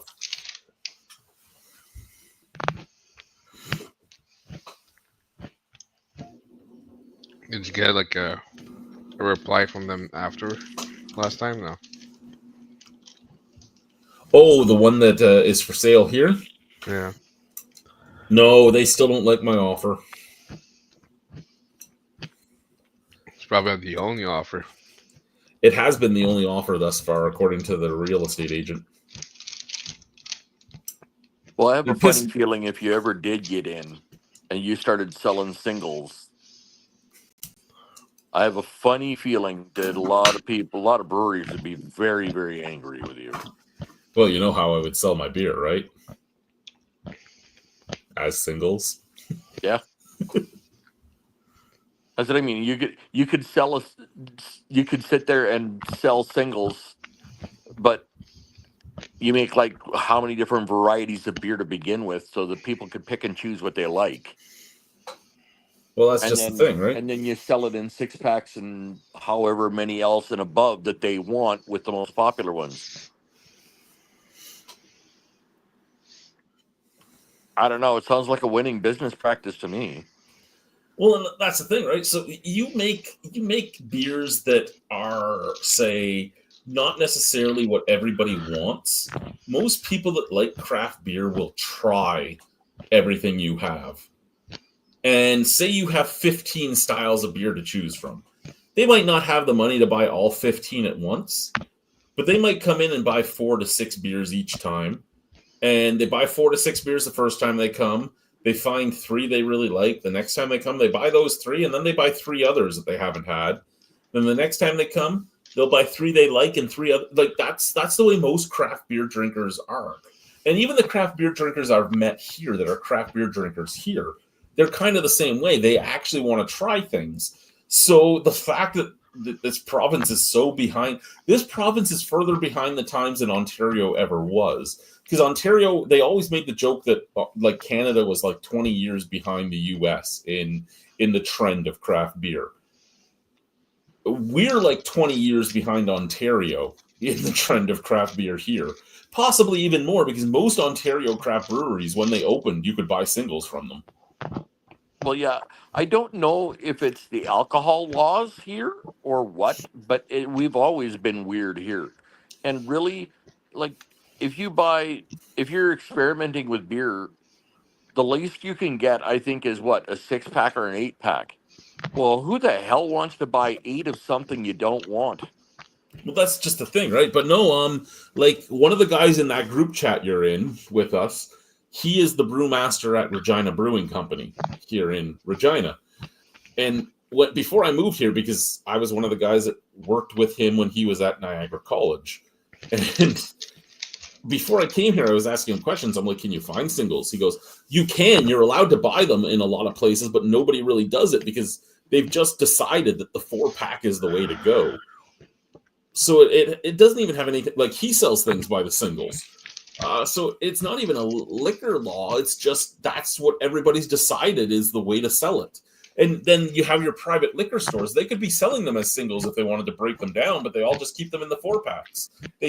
For some reason, they think they're going to make more money and move more product faster in the 4-pack. I don't know. If I got a 4-pack of Licking Dog's Asshole, I wouldn't drink the rest of them, and I would never go back to the company if I couldn't get any singles to find out what things were. I don't want to have to go to a brewery, sit down, and drink like 5 or 6 pours to find one that I like. It's ridiculous. Like, let me try the pours before I go out and buy a 6-pack of whatever. That's more intelligent. That's just the thing, right? Like, I would rather be able to go out and try everything to find out if I even want to go to that brewery. Like, do I want to take the time to go out there? I don't know. Let me try your beer, see what I think. And I mean, like Pile of Bones. You go into Pile of Bones, and they have like 25 beers on tap. I want to, and they have like 35 beers in cans. I want to try them all, but I'm not buying a 4-pack of everything. And then on top of that, I am socially awkward, and I don't like crowds. And that's funny because I ran a beer festival for many, many years that had a lot of people and big crowds. But I go into these breweries, and like Pile of Bones is always busy. Every time I walk in there, I get anxiety. I'm like, I don't want to be in here because you're so small and you have so many people. But I want to try your beer. And the only way for me to try your beer, realistically, price-wise, is to sit down and do a pour of everything. But yep. I don't want to because there's too many people here. Mm-hmm. Well, one day we'll have to go. Maybe we'll find it on a drier weekend or something like that where there's not a bunch of crap going on or a quieter point in time. We can look for that and see. Hell, I'd even be willing to call them and say, hey, what are your quietest nights? I will be right back. Guy is in charge of the chat room while we're gone. I gotta pee. Oh. And I may or may not turn off the microphone, and since the washroom is so close, you may or may not hear me peeing. Oh, great. I don't want to hear somebody dancing in the rain. I'll sing for you, don't worry. I'll be nice. No. Last song was funny. I think he was farting last time. Oh, I wish I were an Oscar Mayer wiener. That is what I truly like. What the fuck does that mean? Because if I were an Oscar Mayer wiener, everyone would be in love with me. Whew. Well, that was a short pee if he could finish it in that amount of song. Them up. Pull them in other words, so I'm thinking he's got like tiny bladder syndrome. Oh. Ow! Fuck! Uh-oh. Peed on himself. He broke the seal. He peed on himself. I know it. I didn't walk into the wall.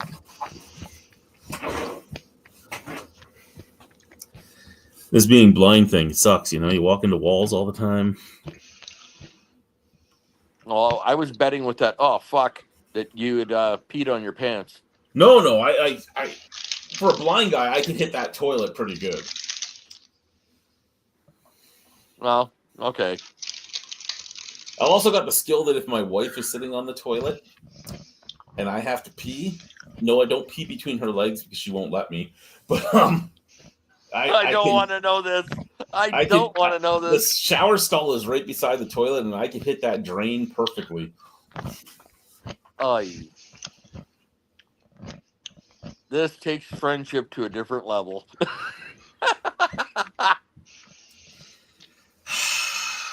Just bounce it off the sink. Fuck into you, the shower. Brian. Fuck you. Love you, Brian. Fuck you. Just remember, liquids in the North American continent go clockwise. So if you want to spin it through the sink, go from right to left. How does blind guy know how to stop wiping? Smell test. No. Yuck. When my fingers come away non-stinky.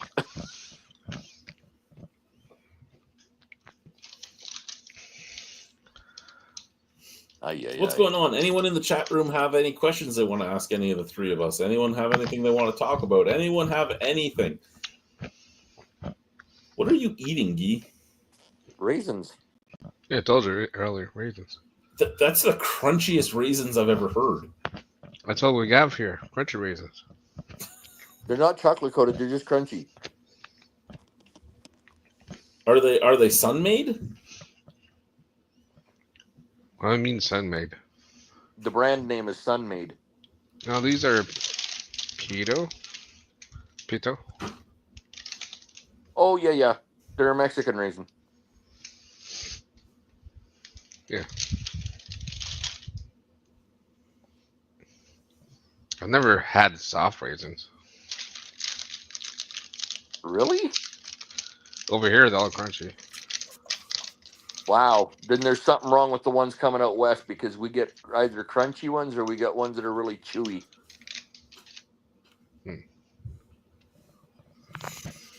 Like we end up with ones that are chewy like prunes.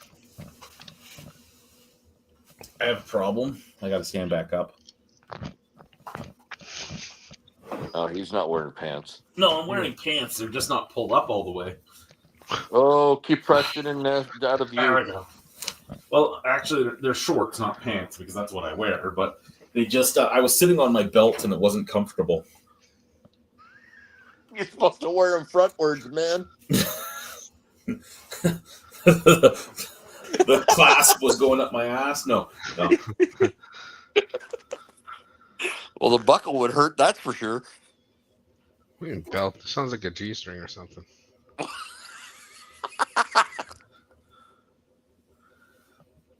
That's a visual I didn't want. Why does that look like WD-40? Because that's a small pony barrel work smooth pumpkin.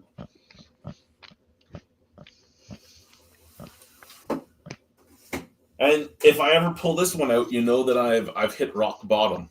Is that nice beer? Maximum ice. Did you review the seltzer I sent you?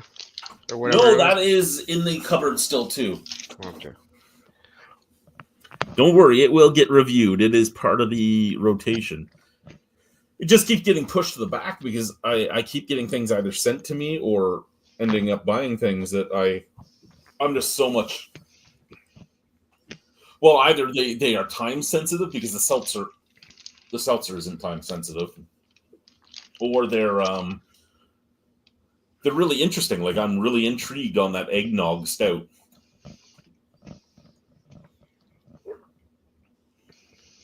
It sounds gross. It sounds like it's going to be gross, but I'm still intrigued by it.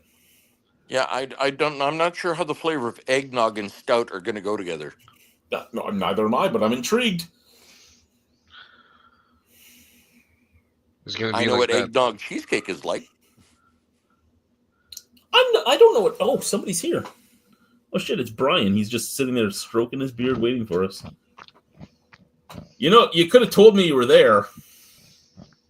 That's not him. That's his finger. Oh, sound is fucked up. I'm trying to figure this out.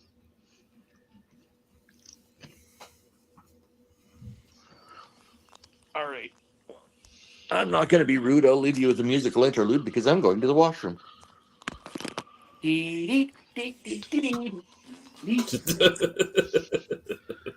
So what's going on, Brian? My audio is not. Well, what I want to listen is not working right now. So just trying to get things to work. No worries. I get it. I try to get things to work some nights too, and my wife gets angry about it. I'm getting older though; she has to get used to that. There we go.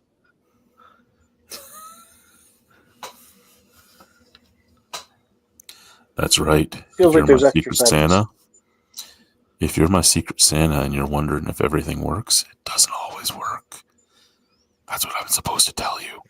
My wife tells me to tell you it doesn't work. That's what those little pills are for.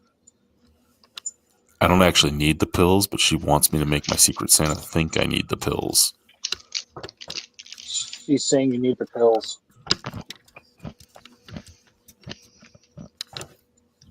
But that's the thing. She's only saying I need the pills if it's a certain girl asking. I see. How did this get so fucking wrapped? Oh, you're using it like a cock ring.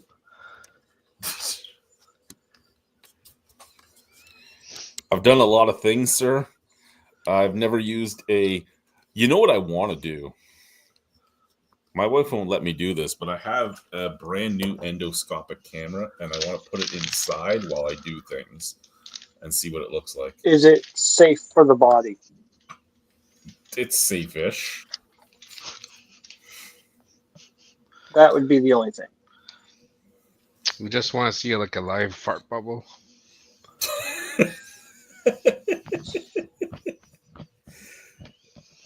That would be for my Endoscope. OnlyFans, not for my YouTube, if anyone's wondering. Yeah. You have an OnlyFans? Yeah, it's Naughty Santa. Ugh.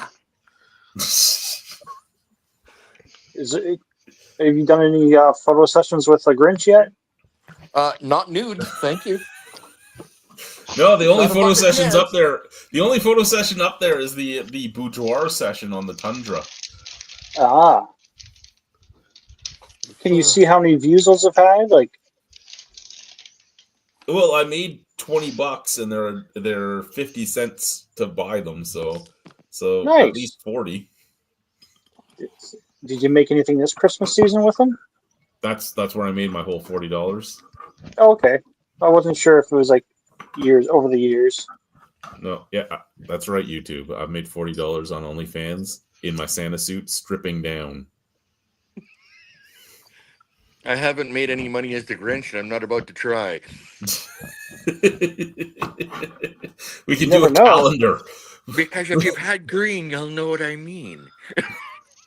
We'll do a Grinch Santa calendar, and every month it's one of the two of us doing some stupid pose. We'll be fully clothed, but we'll be doing some stupid pose. Okay, do you want any... one, I'm married. Two, I don't want a woman vomiting because of me. My wife has got a strong stomach. So does mine.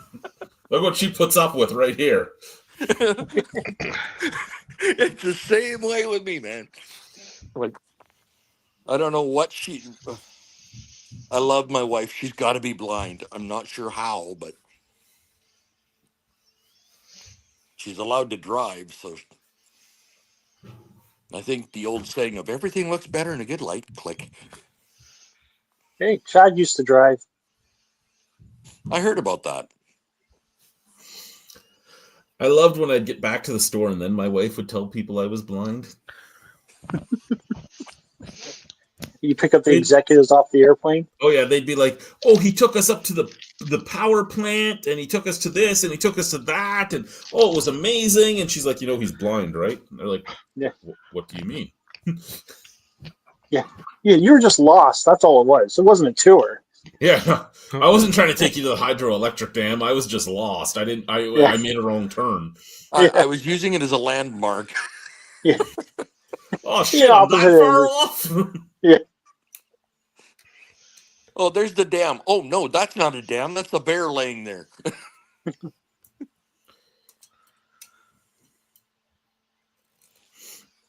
I miss having my side by side and being able to drive myself wherever I wanted to go, motherfucker. Oh, Oh, now What'd it's you drop? alcohol abuse. One of my bottle openers. Oh, Too Nothing- drunk to bend over? I'm not too drunk. I just don't care to. I have another bottle It's 'cause opener right over here if I need it.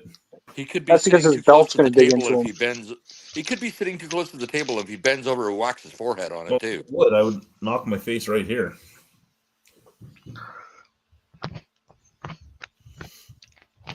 The lights that are lighting my room up right now, they're from my place of business. And I can like fully blind myself by doing this. Oh, that's those lights. Fuck that. Go back. Go back. Oh, why Was did I that do that? that? Was that combo power bar set / lighting set? Yes. Yeah, It's a good set. I got one of those for my workshop. It's really good. We are going to drink Great Western Radler next. Ooh. So I don't know if you were listening there, Brian, but James was saying he was at a store today in Regina that had like an entire wrestling memorabilia section. Oh yeah. Yep, absolutely. Did you? They had costumes. They had wrestling figurines from WWF days, not just Oh, the WWE, but LJNs. WWF. They had wrestling masks, or all sorts of Ooh. stuff. They also The carry all sorts of pop icon stuff from like figurines from horror movies, etc., and Oh, giant that's cool. life-size Chucky dolls, etc. No. Fuck you, James. Fuck you. What? I'm scared of Chucky. I'm not bringing them to you. Don't worry.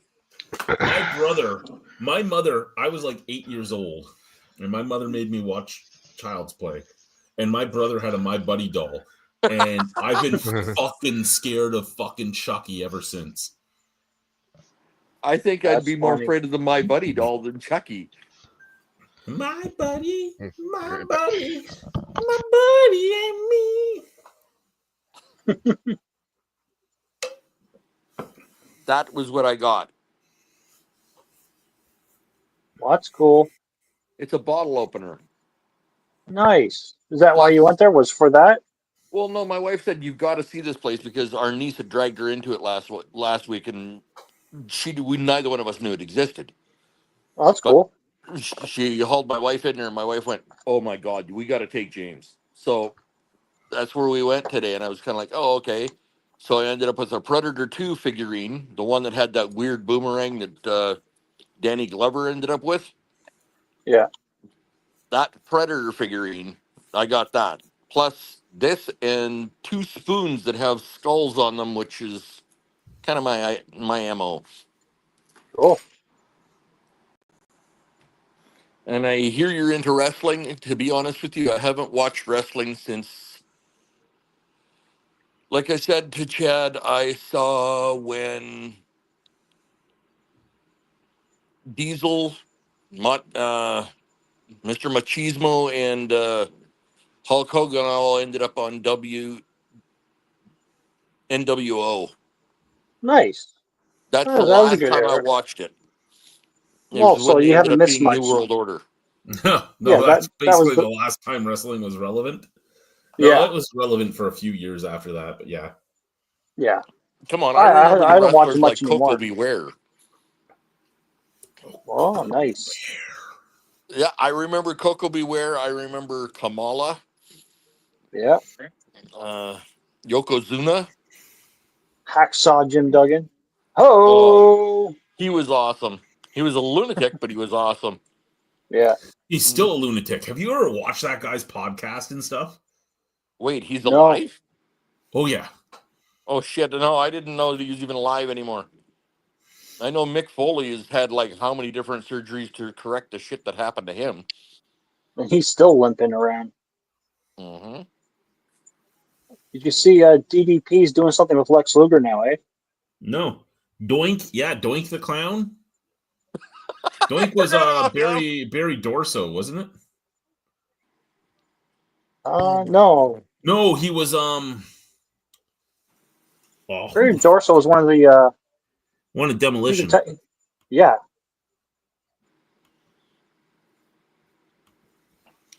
I forgot all about Doink the Clown.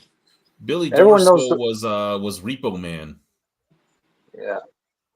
But what? Come on, we all gotta give our to the Brooklyn Brawler. Oh, why is that familiar? Best jobber in wrestling.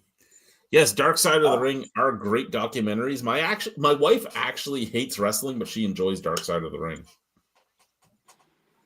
That's a series, right? That's on what, Netflix or something like that? Vice. It's on Vice, so it's on Crave. Yeah. Okay. Netflix has a thing called Wrestlers. It's like Yeah, well, seven. A&E had WWE Legends and the biography things, and Paula is all into biographies. So and she didn't know a bloody thing about wrestling. She didn't even know Bret Hart was Canadian.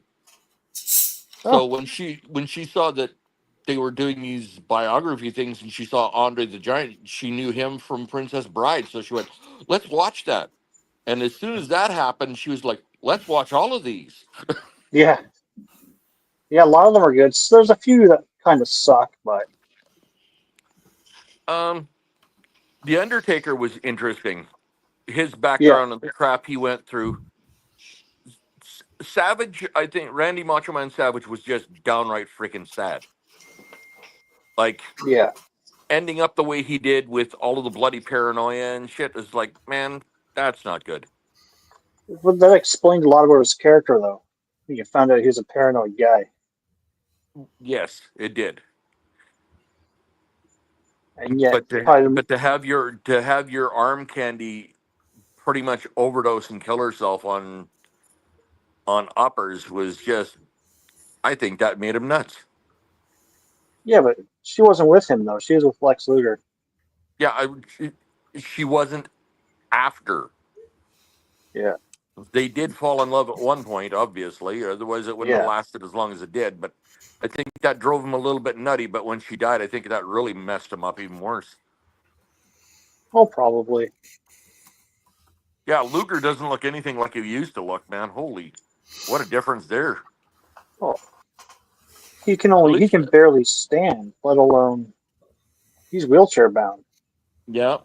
And if you look at The Undertaker, what he looks like now compared to then, you can still recognize him. But Luger, you can't even Yeah. recognize him. If you Well, The saw it Undertaker from, was still on TV wrestling like I 4 know, years ago. 2020 was his last one. Holy crap. Yeah, so he was already in his 50s. Yeah. He was old, and I mean, he looks so much smaller now. And the one thing I can say I don't like about his podcast, the only thing I don't like about his His podcast, co-host. well, his co-host, but really when they're doing the paid advertisement, Oh, and he's acting like he doesn't know. Oh, tell me. Oh, whoa! I'm like, shut the fuck up. Shut the fuck yeah. up. Yeah. Yeah. He should have better acting by this point in time.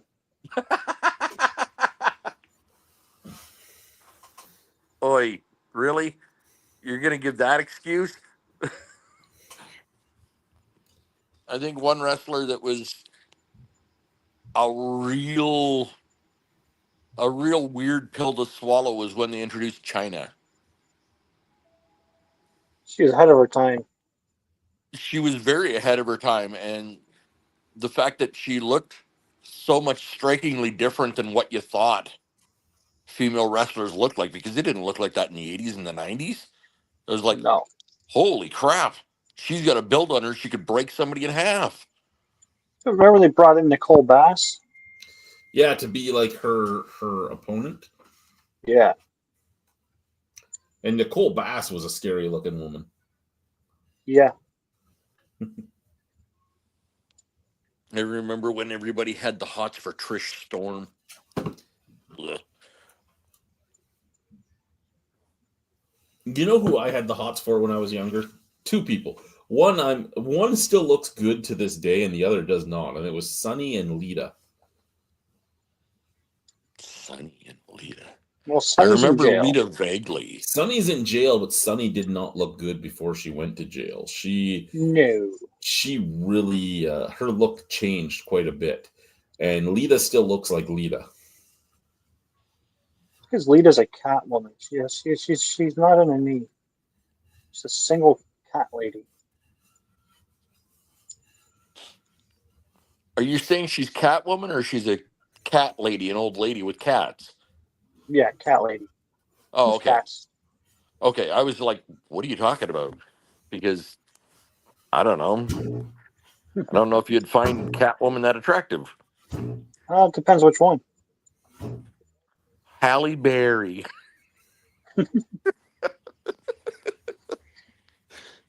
Well, there was Michelle Pfeiffer too. Yeah.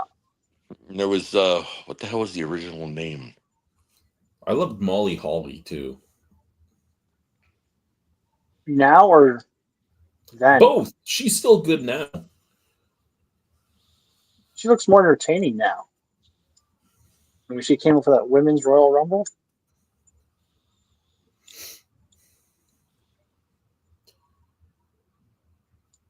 I don't know if I was watching at that point when that happened. Mind What, you, the I wasn't. What's that? The Women's Royal Rumble? Yeah, That was I'm not. just a few years ago.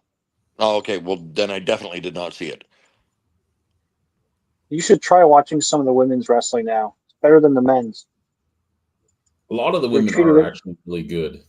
Yeah, they're treated as athletes, not eye candy. Oh, finally? Yeah, I Finally. mean, a lot of them are still eye candy, but they're athletic eye candy now. Yeah. Yeah. Well, the one that was athletic was China. Yeah. She was the one that could hurt somebody. She could take on guys. Well, remember Trish Stratus Even and Maltese Lita when they was would great. wrestle? Vaguely. So they would fit in very well now, but a lot of Yeah, women they are were better ahead than of their that. time even back then. Like they Imagine 40 women like them now. oh yeah, and you have so many like UFC girls now too, and everything else. And I just can't wait for Charlotte to come back. oh, is she coming back? I bet you it's be Monday. That's the big Netflix debut. I just didn't know if they wanted to really tie themselves down with another Flair. Well, she's out with an ACL, right? She blew out a bunch of her ligaments. She's still a Flair. That's Ric He's Flair's surprised. daughter? Yes, Yeah. Charlotte is Ric Flair's daughter. Oh, okay. She was in one of the documentaries over on what the hell was it? Yeah. The A&E? A&E one. She was talking about her dad. Yeah. Yeah, and his son tried to be a wrestler and never made it. That's why she's a wrestler.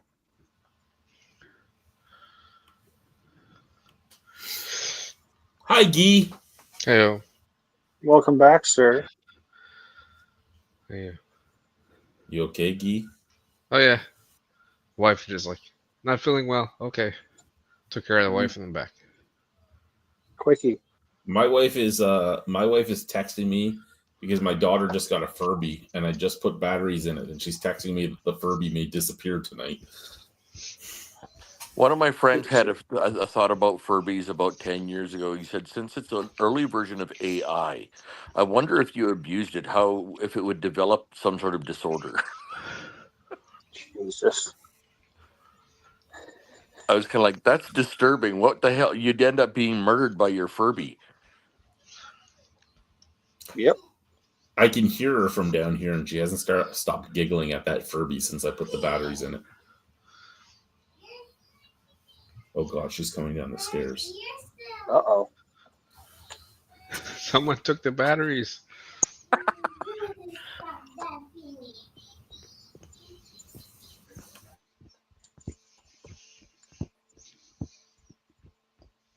She there? Your Furby can dance. Oh, that's awesome.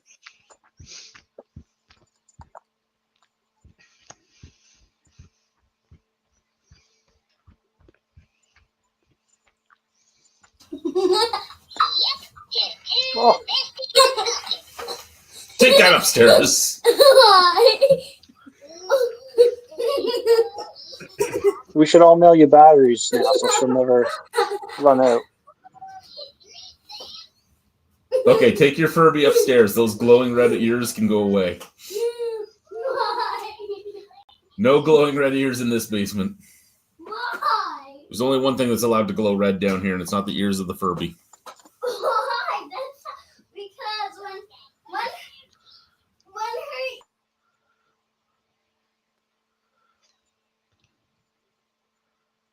Apparently, if her ears turn white, it means she's listening.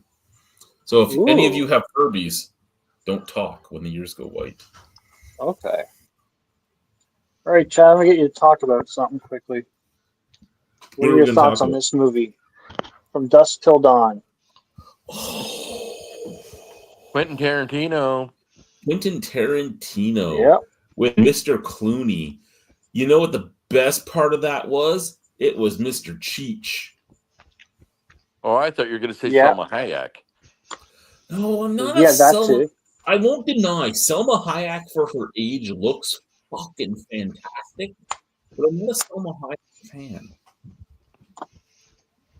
I'm not. If you were to ask me what my fetishes were, like, and what I'm attracted to, it's not Selma Hayek. No.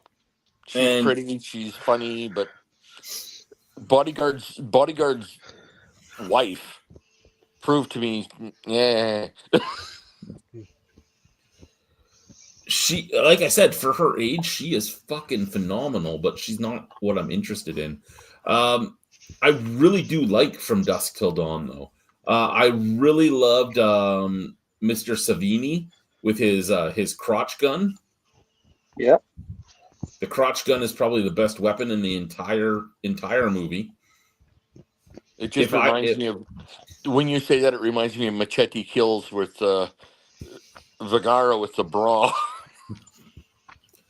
The Machete series, I really wish they continued. Like, they were telling you that Machete in Space was coming up, and I've been waiting for Machete in Space.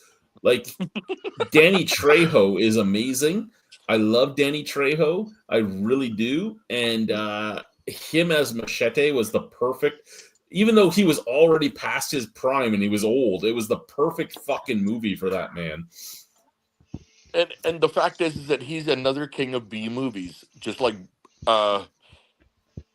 what's his name with the Evil Dead movies? Bruce Campbell. Bruce Campbell. Like, come on, have you ever Actually, you know seen... what? Because Danny Trejo is in From Dusk Till Dawn, is he not? Mm-hmm. I'm pretty sure he is. So I think the only thing that movie needed was Bruce Campbell. You do know that Bruce Campbell Campbell showed has up in been in Escape that from New movie. York too, right? Sorry? You do know that Bruce Campbell was he was in Escape from L.A. Yes. Yeah. Like, he's been in so many weird movies in different little spots. You're like, what? Spider-Man. Yeah. The original Spider-Man movie. He was one of the ushers at the movie theater. Like, he's been in so much stuff, it's amazing. He was even in The Man with Half a Brain with the girl from Xena. Lucy Lawless. No, not Lucy Lawless. Her Gabrielle. Who played Gabrielle? It was Oh yeah, I know who you're talking about. I can't remember her name. I can't either, and redheads is one of my things. So I usually remember every redheaded actress that I go ooh to. Renee O'Connor. That's the one. Sorry, guys. As you get to know me, you're going to find out that I'm absolutely full of useless shit information. No, this is perfect. It's perfect for you too. No, I'm full of useless shit information. No, it's content. It's content. It's not content. It's the contents of creates my brain, conversation. which are useless. It's never going to win me any money. It's just the fact that I'm full of shit. I'm not full of shit. I took a shit earlier. I'm just waiting. I got 3 more movies here, Chad. The Rob Zombie trilogy. What about House the of Rob 1,000 Zombie Corpses? trilogy? Sorry. Yeah, House of 1,000 Corpses. The Devil's Rejects and 3 from Hell. Yeah, what about it? Have you seen all of them? Yeah, I've seen all 3 of them. And I haven't I've seen through. Rob Zombie does some good movies. Like Rob Zombie is good at what he does. Some of his stuff is a little far fetched to me, but he does really good at what he does. And the fact that he likes to showcase, well, he liked to, while he was alive, showcase Sid Haig was great because Sid Haig was another actor that did not get the recognition he deserved. He was a fucking amazing actor, and his clown fucking character was amazing. My wife hates him. I love him. What do you think of his wife being in all the movies? Well, of course his wife's in all the movies. He wants to continue getting vagina, so he has to put her in wherever she wants to be. Yeah.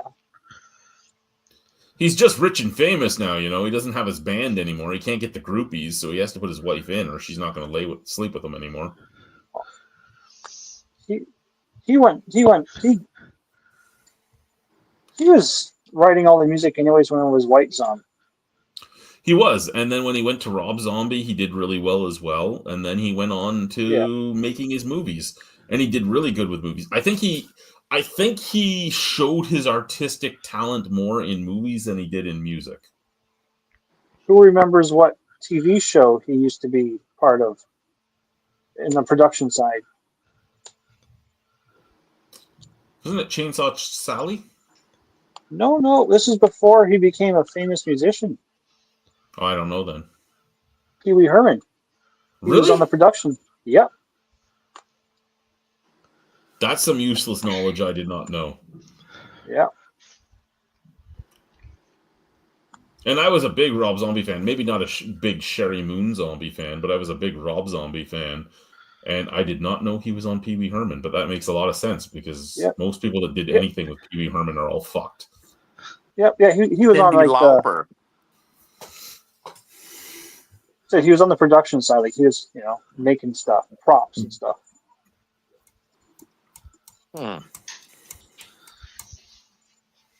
Hey, you know who was in one of these movies? Look who it is.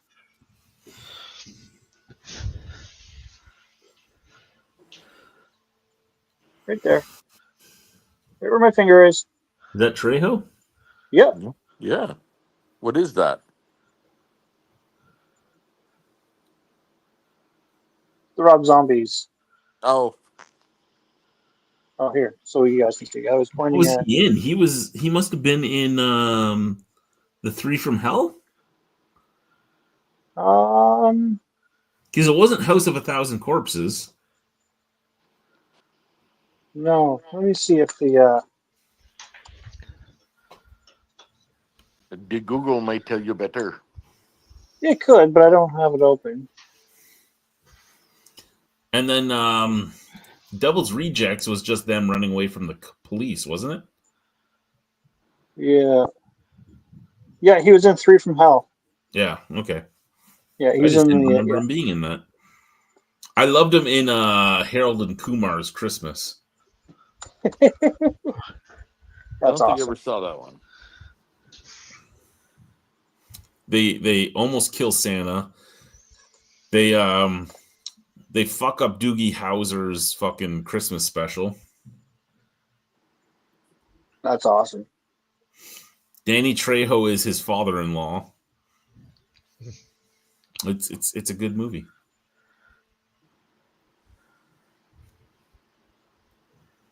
Because Danny Trejo as your father-in-law, that would scare the shit out of me. Danny Trejo, even in his 60s, is a scary man. He reminds me of kind of my dad, but bigger. And a Latin version of your dad? Well, yes, because my dad's the most Irish version of... Irish? Yeah, I don't know. He's the most Irish version of your father you have. Like, let's see. For those of you that don't know my dad... He's a version of Chad. In this picture is like in his 70s. He's 71. Big screen it for us. Okay, 1 second. It's easier. So that is my dad at 71. Wow. So where's your vest, Chad? I'm not. I'm blind, right? I don't get a vest. I don't drive a Harley. He could. You could ride one though. Just be the bitch. Don't make me come to Niagara. Oh yeah, because it'd be such a bad time if you came here. It would be. It would be a bad time if I came there.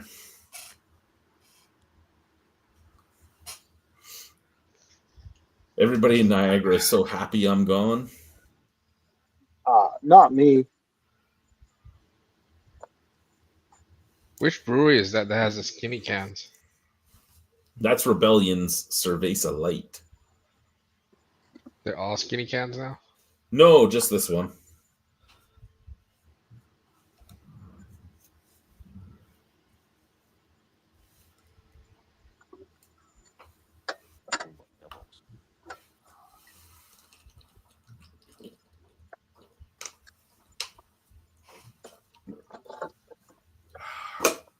I'm just waiting for one of these days you're going to crush it against your forehead or something. I'm kidding. Don't tempt them. I'm kidding. No, There what goes- you're making me think of, because one, I could do it, it wouldn't be a bad thing. But what I'm thinking of from what you just said is I've been making some shorts from old videos. And I have a video at my Dirty 30 party when the bag of derp, you would know him as Chris Hill, Brian. Yeah. Took a can of Sapporo, and you don't get Sapporo here, James. Sapporo is in a corrugated can. Okay. It's corrugated, so if you stood on it, it wouldn't break. And the Dirty 30 party, we went to Bugsy's, and Bugsy's has this 100 beers card. And it was me and like 8 of my friends, and we decided we were doing all 100 beers. And we sat down, and we got Chris drunk. And he would talk about how he would break every can on his forehead with no problem. And so we talked him into trying to break the Sapporo can on his head. And he took it, and he slammed it into his head, and again, corrugated. Did not do shit. Right? And he's like, ugh. And then my buddy Lachlan, who is the reverend on our show, because he was an ordained reverend, he was harassing him for like 25 minutes after that about how wimpy he was. He couldn't break the can on his head, this and that. And then he has the can, and he's trying to like squish it in a little bit to cheat. And you hear Boy Chuck going, "No, you're cheating." And Reverend's like, shut up. Let him do what he wants to do. He's going to try it again. Right? So he's trying to crush it a little bit, and he gets it ready, and he's like, ooh, and he moves it to somewhere else, but he's so drunk that he ends up hitting himself in the exact same spot. And doesn't do anything again. And the tears start coming down his cheeks on camera. And I want to do a short of it because I'm like, you're crying. He's like, I'm not crying. I'm not. And the bag of dirt was a giant motherfucking man. Like, he is a big, big, big guy. I ever tell you the story about how his brother got known as the Pomple-Moose? Who are you talking to? Me? Brian. Oh. I think you've told me a little bit about it. These guys need to hear it, though. Okay, James needs to hear it. I'm going to be honest right now, right at this moment. I'm a little worried about what he calls me when I'm not around. Nothing as of yet. Nothing. Grinch is Those cans successful. were Just awesome. Remember that. So Chris's brother got the nickname of Pomple-Moose, and it was after a Christmas party at Farkas's bar. Farkas was a guy that Brian would know as a manager at the place me and him worked together, but he owned the bar I managed and bounced at. And the bag of dirt bounced and managed it too. We were the two managers, we were the two bouncers. The cantankerous cook was a part owner there too. But so we had a Christmas party, and his brother came with us, and Farkas rented a bus. Hi, honey. Hi. Not you, Chad. Paula just walked into the room. Oh, let her hear the story too. Yeah, she can hear the story of the Pomple-Moose too. Yeah, she'll like it. So we're on the bus, and Chris's brother gets so drunk he shits himself. Oh. And we throw him off the bus. And while he's off the bus, we're screaming at him that you're an idiot. Get your pants off if you're coming back on this bus. We have another pair of pants on here. And he's like, if I'm taking my pants off, I'm not wearing anything. Well, we're not leaving you in Detroit with no pants. So, whatever. Get back on the bus pantless, but you're taking your pants off. You shit yourself. And he pulls his pant, and his fucking balls were each like the size of grapefruits. So from then on, he was the Pomple-Moose. And that was it. He was a Pomple-Moose from that day on. But it was the worst because he's sitting there, and he's like, what you guys looking at? And we're like, nothing. We're not looking at you. We won't look at you. We will not make eye contact. We're looking away. Stay the fuck in the back of the bus. Oh, yeah. So he was when the your Pomple-Moose manhood from is then on. measured by the size of your knackers. Oh, Lord. But to this day, and it's been like 20 years, he's still the Pomple-Moose. He doesn't know what the story's about. We haven't told him, but he's the Pomple-Moose. Someday he will figure it out. You do know this, right? Or he'll catch this live on repeat. And then he'll be I know pissed Chris because watches every once in a while. I don't think his brother does. well, he'll But his be brother, pissed if you've because never met him, Brian, his brother looks the exact same as him, but he's like 6 inches taller and about a foot wider. Ugh.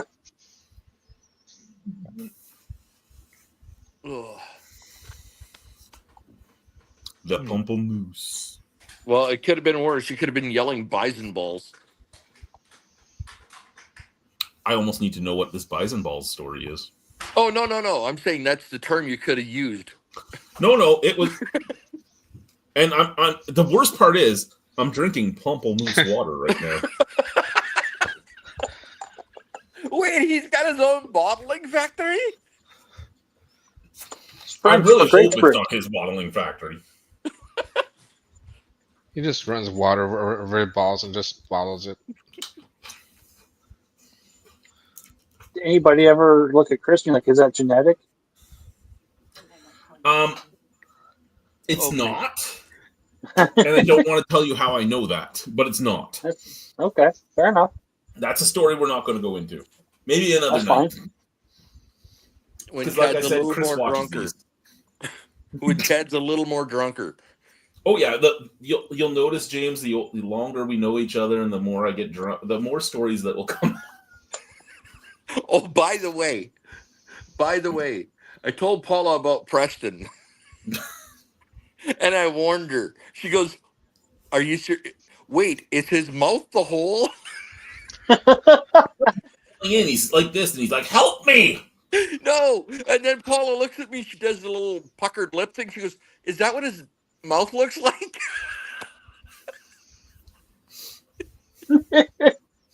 It was. I walked into the tattoo parlor that day, and I sit down with the tattoo parlor, the tattoo artist I always use, and I go, "Hey, do you guys have an apprentice?" He goes, "Yeah, why?" And I told him, "Boy, let's get over here. You're doing your first tattoo." I'm like, "Well, I'm not ready for it right now." "You're getting it right now." Calls him over, and he's like, "Here's 2 razors." He goes, "What do I need 2 razors for?" He's like, "You're shaving his ass." So he starts shaving the top of my. And it took more than 2. It took him like 4. But he's doing the top of my arse and like the crack for those of you watching. And then he tattooed the stick man falling into the crack, all freehand, screaming for help, and that was his first human tattoo. But my tattoo artist was so happy that I came up with this idea because he got to let the boy do it, and it made him so incredibly uncomfortable to tattoo an ass crack as his first tattoo. Especially yours. Yes. And that's a story that guy's going to always have. It is. He actually took pictures of it for his portfolio. Yeah. Was it Not a getting close-up worse than picture this. at least, or was it a wide angle so he could show the ass too? Oh, I was bent Everything. over and everything. I was like straight down and like, look at that. You need to get some of those photos for your naughty Santa. He also Preston- he tattooed my Preston's sister. been a bad He boy. did my sister's tramp stamp years later. And me and my dad got tattooed by my artist, and then the apprentice, who was now a full tattoo artist, did my sister. And she's like, "Can you vouch for him?" I go, "Sure I can." She goes, "How? You only get tattooed by this guy." I go, "No, he tattooed me once." She goes, "What did he tattoo?" I go, "Preston." And she's like, "You're fucking getting me tattooed by Preston's artist?" You want your tattoo? I got you your tattoo. Oh shit. Ah, Well, that's I funny. wish I could do that to one of my siblings. That should be a pay-per-view photo. Yeah, OnlyFans. Only fans of who? Chad or Preston? Where's Preston traveling to today? Like find Waldo. Yeah. Watch me feed Preston. What's Preston eating? Oh, This is Guy's face because he's remembering Preston right now. No, it's because every time you drink the water, now it looks like you're drinking like a ball water. All he's thinking about is a couple nuts in front of your face when you drink. Bone water, eh? Just I don't think I have couple any nuts. anymore. I gave my glass bong to my neighbor when I was in Deer Lake when I left. hey, did you know that we have pen grinders at work? No, do we? Yeah. I have a silicone Aisle 13. bong. Would that be in all the same locations? Well, they probably all have them, but not in the same spot. I was hoping same aisle. What the fuck when did I get this?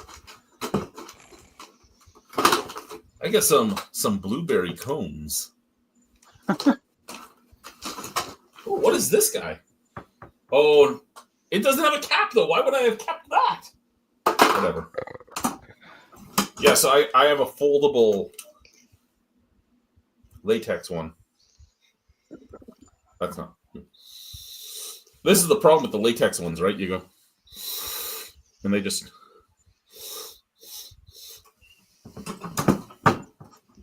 Sucking that too hard there, Chad. Doesn't that go on the other end? Do you notice how he had to show it to us a couple times? Just Shut up, Brian. Anyway, aisle 13, right hand side, about 6 feet in. I'll have to check on Monday. That it's absolutely hilarious. I was like, "Are you serious?" And then it shows what its applications are for. I sent What? the. I wonder, would this coupon cover it? It might. I don't know. It where might. that I found this floor, coupon on the floor. But, oh, What did was you? it? I think the last time I saw, they're reduced in our store to about almost $8. Oh, so I'd have to get quite a few of them because it says I have to spend 75. Where is it here? Yeah. It's I only love your about 10. covering technique there. I love your covering technique. It's only about $10 or 10 of them, man. Look, and it's still valid. You haven't spent that yet? I haven't been there yet. You should go. It just started. It just started 2 days ago on the 2nd. Now who sent you that in the mail? No. I think I got it when I was at the store in December. Yeah, you're right. There was that. When you come back in January at a certain time, you could start it. Yeah, January 2nd to 31st. I'll have to take my bag that I have that was mailed to me one time. Who mailed a bag to you? I don't know. There was stuff in the bag. It was just like it was a vessel to get things across Canada. It's a vessel inside of a vessel. A vessel inside of a vessel? That doesn't sound like something that would normally happen. There's a bag inside of a box holding stuff. A bag inside of a box holding... Was it holding cans? Is that what you're trying to say? Yeah? Yeah. Yeah. Your box is actually sitting behind me, waiting for some stuff from Burnside to show up. No. I have to build your stuff with the beer from Medicine Hat, and it's going back in the same box that you have sent me, and I have sent you, and you have sent me, and I'm going to send you. So I'll hold on to that because I know you'll want something soon. So I'm curious how many times we can send this box back and forth across Canada. as long as we keep taping it. At one point, it's not going to be a box anymore. You're going to have like 3 pounds of tape. It's going to be No, 3 pounds of tape with cardboard residue. We're just going to have cardboard that's ripped in pieces, and we're just going to tape around it. And That's what I did with Chad when I sent his beer mail with just 3 separate boxes in one box. The motherfucker did do that. He made a box out of a bunch of broken boxes. That's great. That's arts and crafts level cool. Yep. Yeah. It was custom fit perfectly. Yeah, it fit perfectly because he just had a whole bunch of ripped up boxes, and he's like, "Let's see what this does." So I got my my Burnside mail the other day, for my daughter. But we got it that quickly? Sorry? It came that quickly? Well, I ordered it around Christmas, and they finally mailed it out on Monday, and got here yesterday. And you gotta remember there was a holiday in there. Yeah, no, it was UPS. I'm curious. Oh, it was UPS? Okay. Yeah. Yeah, it's not Canada Post. There would have been a strike somewhere in there. So, oh shit! Okay, I was just gonna say, because I'm waiting for a package from Hamilton from Amazing Clubs, and it was mailed apparently on the 27th, and it hadn't been picked up yet, but it's already in Winnipeg as of right now. Oh, nice. Is that Canada Post? Yeah, they just haven't scanned it since making the label. Well, I know Canada Post is still backlogged. Like the States is still refusing mail to send to Canada. Yes, because they're waiting for Canada to catch up.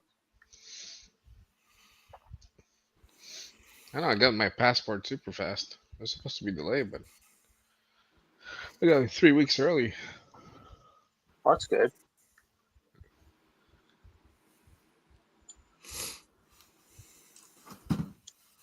But yeah, so Burnside sends it. They have their own beer boxes.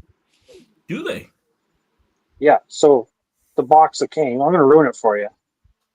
But yeah, it's Burnside Brewing stamped, and it says 20. This box holds 24 473s. So what you're saying is, if I order from them, it might just get stolen right from the post office. No, because they wrap the box in okay, something clear. Okay, something clear, so you can still see it. Yeah, no, I meant like brown, non-clear, something blank. Because I'm looking at ordering about 78 beers from them. Ooh, well, that's because some you can only get in 12s, right? Yeah, some you can only get in 12, some you can only get in 8s. But I did the math, and it's actually cheaper for me to buy 78 beer from them and have it shipped from Nova Scotia to Regina than buy 78 beers in Regina. Nice. Makes By sense. a good deal. Yeah. What they have, the 78 beers I will order from them would cost about the same as 40 beers here. And that's shipping it here, too. Yeah. Yeah, shipping it from the Maritimes. Yep. Like, how awesome is that?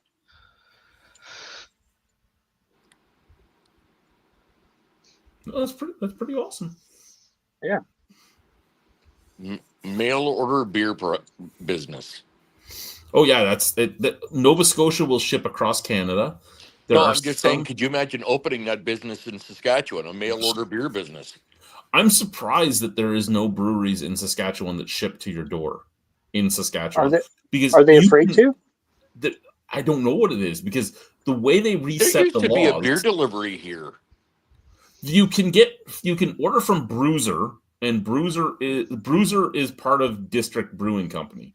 So it's all the stuff that's at District Brewing Company they will deliver to your door. But the law states in across the country that you can at least, at the very least, the law states you can deliver by mail anywhere in your home province. Now, some provinces play with the gray area of shipping it to other provinces, and some refuse to. So there are a few breweries in Ontario that will just ship anywhere in Canada. There's a few breweries in Alberta. There's a few in BC. But Nova Scotia's like, you know what? The law's gray. We're gonna play it. They'll ship anywhere. Quebec won't ship outside of Quebec, and Quebec does not like things going into Quebec. Manitoba stops everything, but everywhere else it's a gray area. Yeah.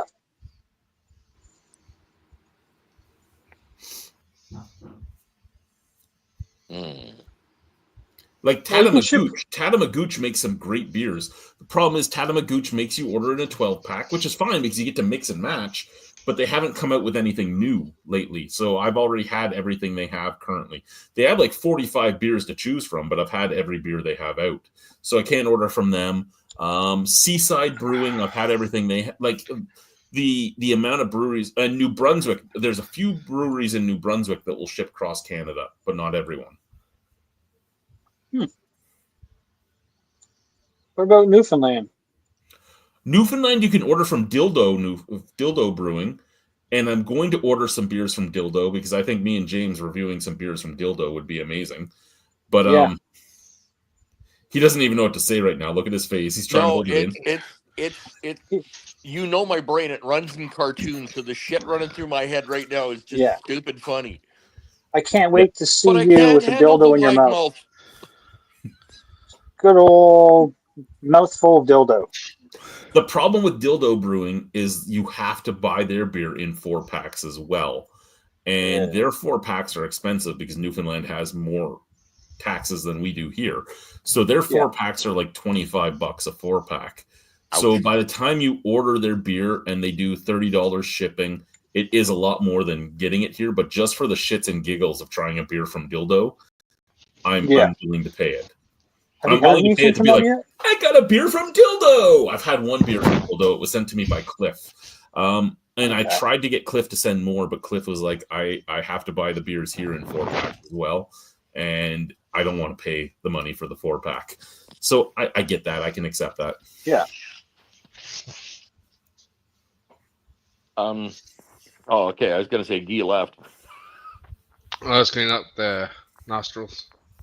Oh. Guy was picking his nose. He was all up there. He was digging for gold. I thought he got excited with the dildo talk.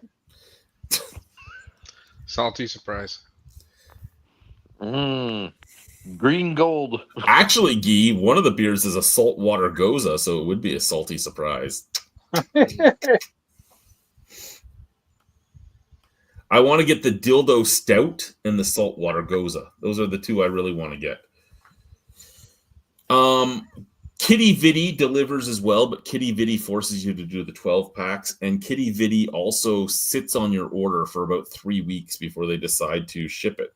Like the last time I ordered from Kitty Vitty, I had harassed them like 6 times before the order came out. And I'm like, look, I've worked for breweries and stuff. I know you get busy. When the fuck are you shipping my beer, motherfuckers? Yeah. But they're also the brewery that when I lived in Ontario, they had one of their salespeople always contact me and go, give me your address. We want to send you a bunch of beers to review. Then I'm giving my address and nothing ever came. And I'd be like, okay, well, I'm not going to ask you about it because you were offering me free beer even though I suggested I'd pay for it. So I'm not going to be the guy that's like, where the fuck's my free beer? But why the fuck have you done this like 3 times? Oh, shit, I forgot to send it. Give me your address again. I'll send you some beer. Like 3 times. And I'm like, yeah. And then I just ordered my own. And then I had to fight them for 3 weeks to get it put in the mail. So we have Dildo Lager. Uncle John's Dildo Lager. Uncle John's Dildo. Ice Dubai IPA. Saltwater Sour. So they have an ice beer? Is that what you just said? Yes. No, Ice Dubai. Ice Dubai. I's the buy that builds the boats. I's the buy that sails them. I's the buy that catches the fish and takes it home to Liza. Basically like that, yeah. I's to buy. Then we have their Session IPA and their Stout Dildo. It's not Dildo Stout, it's Stout Dildo. Like This I'm short and dildo, thick. the dildo tastes stouty. So this dildo is not stouty enough. So But yeah, so Stouty would- everything else is like Dildo Lager, Dildo Session IPA, Are you I's to saying- buy. Are you saying that the dildo would have to be the size of a Bubba? Oh my god. Oh, okay. 1 second. 1 Do second. they have a jumbo one? No, it's even better. It's even better because it is Dildo Brewing Company and it's actually Stout Dildo. It's an Irish stout. Oh, that's awesome.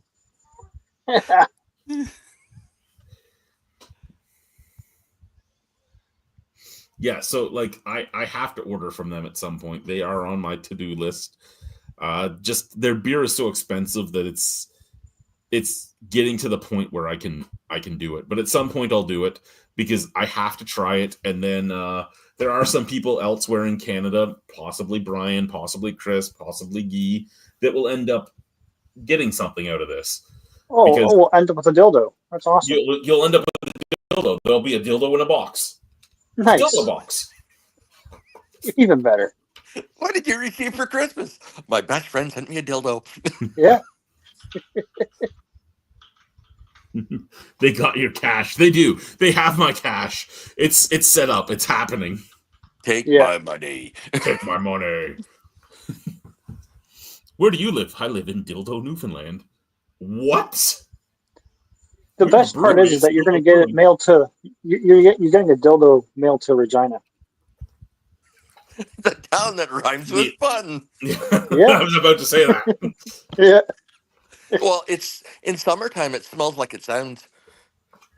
It's no. I don't want to know. I don't know what type of vaginas you've been smelling, sir, but Wascana Lake. yeah, I do not. I do not go near vaginas that smell like that.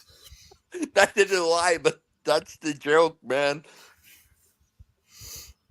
I can't lie. I actually have been near vaginas that smell like that. Yeah, you lived in Welland for a while. I did. I met my wife while she lived in Welland. I'm not saying her. I'm just saying you lived in Well, Welland. she was from Arn prior, so I mean, Yeah. you know, she was from the armpit of Canada, not the vagina of Canada. Well, You you just do went know for the familiar vagina's sense. in the middle of the country, right? No, we just rhyme with vagina. Welland is special. Very French. Hi, Guy. Oh, It also He's might reading have a very high per capita of handicap parking spaces. Yes, but unlike where my ex-wife Or- is from, it doesn't have horse and buggy parking spaces. Are you talking Welland or are you talking Regina? Well, my ex-wife is Welland. from Elmer, Ontario, and it is No, the no. Mennonite capital of Canada. But we're talking Welland, Ontario. Okay, I was asking about the handicap per capita. I was kind of like, you talking Regina or are you talking Welland? No, Welland. I thought Steinbach in Manitoba was the Mormon Mennonite capital. I guess there are Mormons there, not Mennonite. Yeah. Yeah, no, if I was able to have one of her old yearbooks right now from her high school in Elmer, there's like Yeah. 3 pages of the exact, they're all webs. There's 3 pages of webs, and they're all Mennonite and they're all related, and they all look the exact same. It's pretty scary. They're all Yoders. Daniel Yoder. Jacob Yoder. One of them got married to a tobacco farmer. And when I got married to my ex-wife, I had a cash bar, but I did the cash bar where it was like just it was a cash bar, but it was like $1.50 drinks, right? It was the cheapest you could get without paying Yeah. anything out of your own pocket. And her friend, who was Mennonite and had a farm, and her husband, who was a tobacco farmer, were like, "This is the lowest class thing we've ever heard." Da, da, da. They had a wedding of 675 people, and they did an open bar.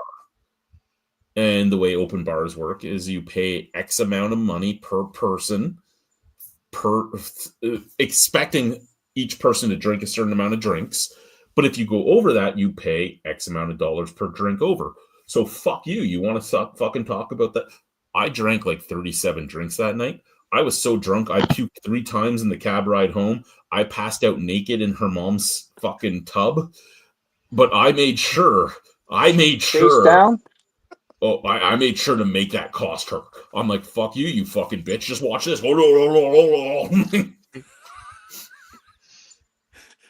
So you're vengeful to the point of you harm yourself. Yes, I am. So you said you're at that wedding. That's where you did it at. Yes, at her friend's open bar wedding. And at that friend's open bar wedding, there was only 40 drinks served total. Yeah, they were all. No, that was what basically I drank. That's what I'm saying. You're the only guy who drank. Yeah. No, everybody else drank too, but I made sure Yeah. to make it cost more.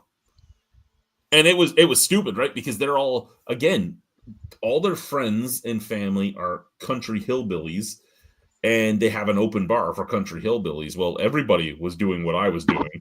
That fucking bar tab was probably insane. Yeah, but they own a tobacco farm, and they're farmers. They're not poor. No, but I made sure that they didn't have the money to buy their next John Deere tractor for a while. At least till the next crop of tobacco came in. Yeah. Until they're bought out by big tobacco. There's no more small tobacco farms. In the end, they ended up losing their farm because they got caught by the government moving tobacco illegally off the farm. And selling it to the reses. Yeah. Oh, that was that. What was that? About 8 years ago, 10 years ago? No, they lost their farm about 20 years ago, but. Well, 8-10 years ago, there was a lot of. Well, I guess about 14 years ago, I could say actually here, there was a lot of illegal tobacco movement across the country, especially in Saskatchewan, due to the fact is there was a lot of stuff being sold on reses that didn't have tags on it, and it was making its way off the reses to the normal population. Yep. Yeah. I hope everything's okay. I think he's got to go to the bathroom again. He just forgot to tell us. Who knows? I'm gonna go to the washroom while he's there. All right, see ya. Cool.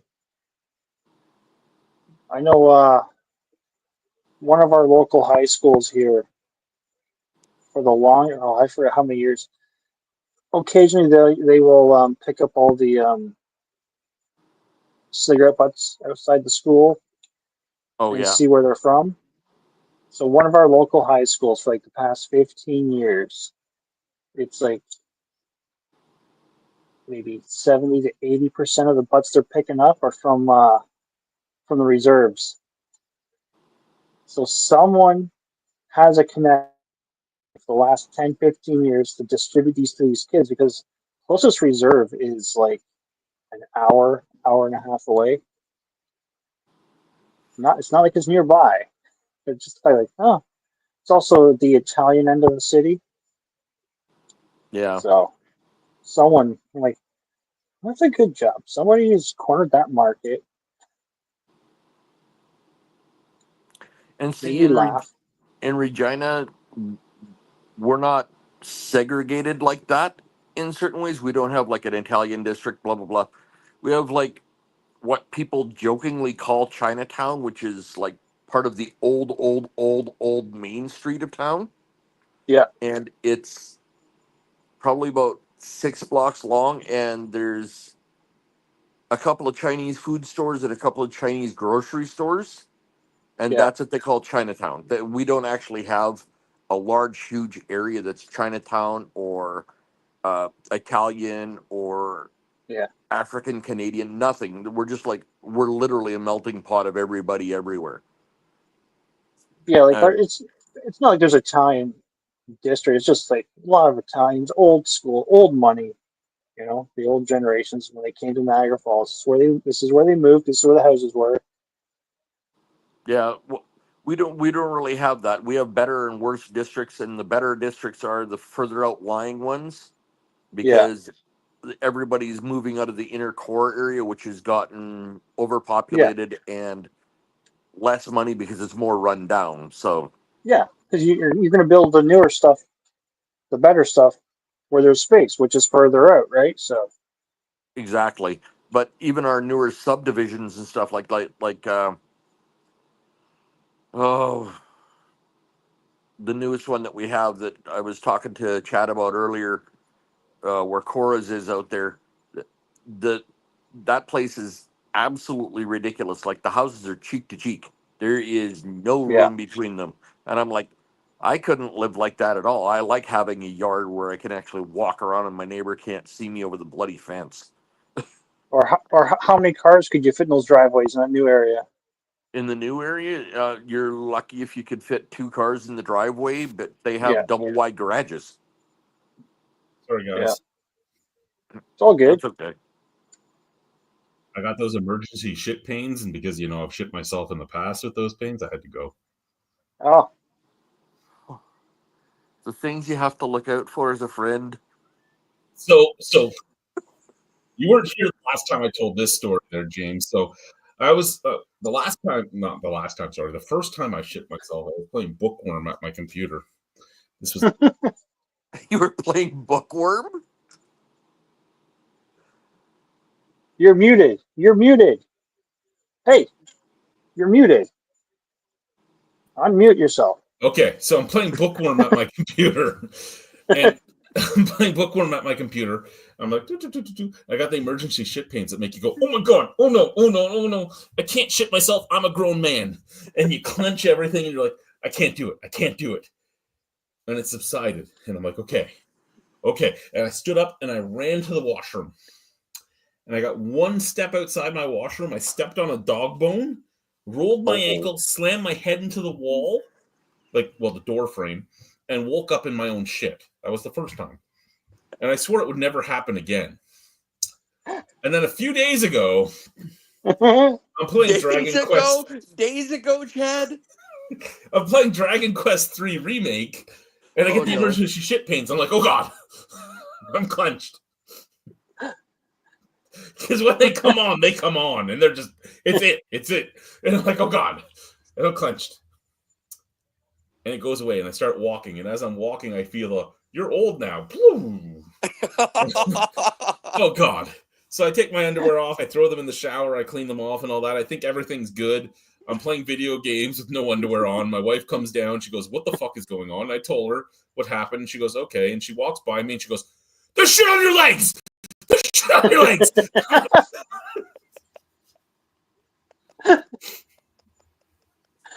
Like, what are you talking about? Oh, my god. I shit on the floor! You would have thought you would have showered too, instead of just showering your underwear. Well, I thought it was all in the underwear. I didn't know it came out.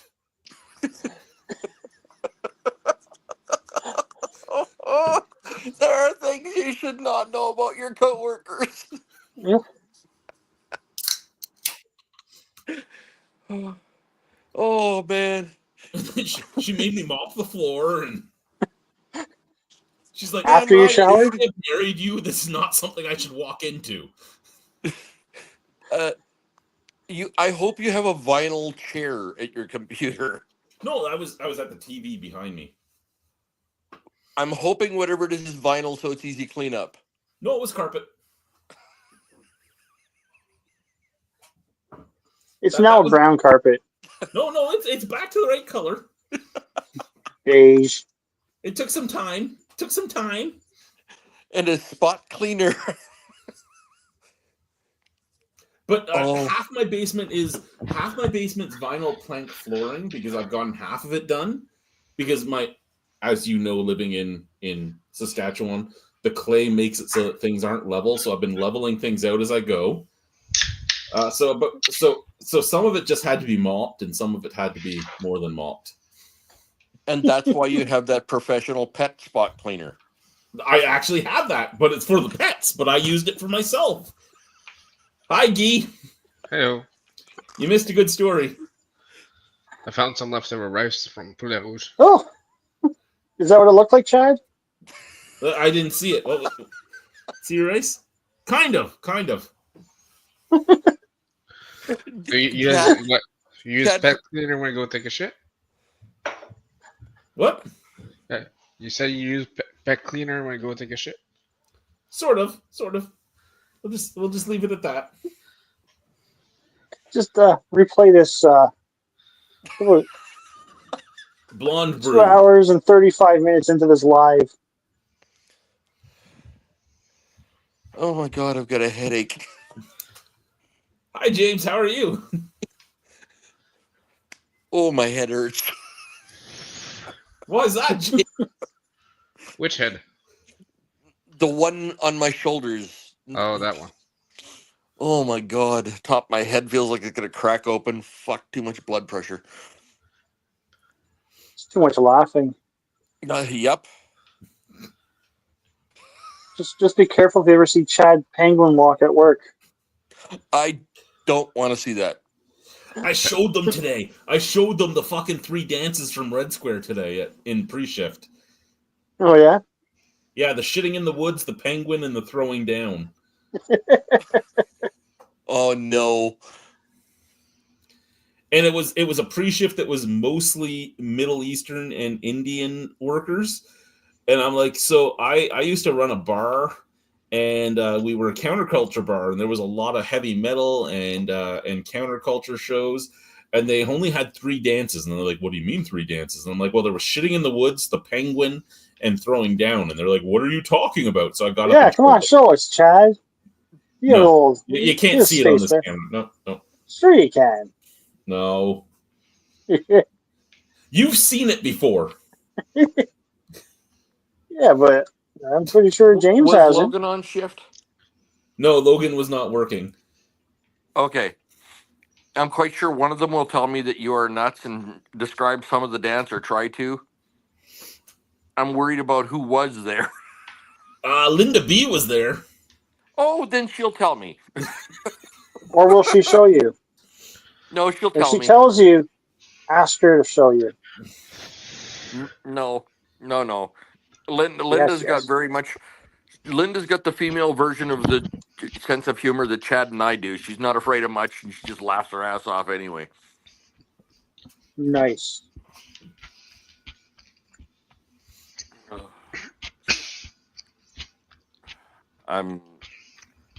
You're exposing our coworkers to things, Chad. He's bringing the Ontario out. Out west. I don't even know You how want we them- got onto it either. There was a topic that brought us onto the dancing at Red Square.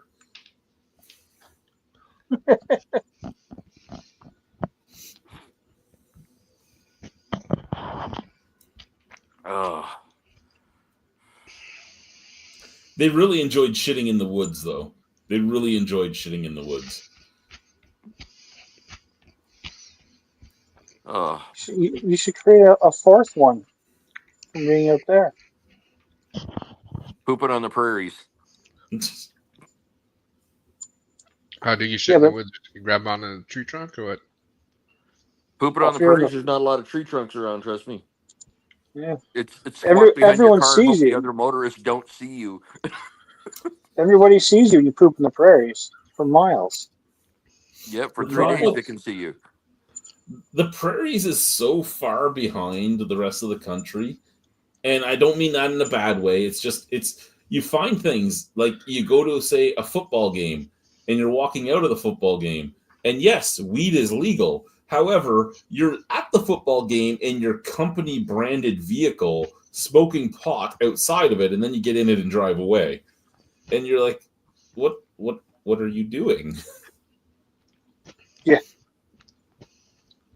It's a contracting company at that. You think I'm ever calling you?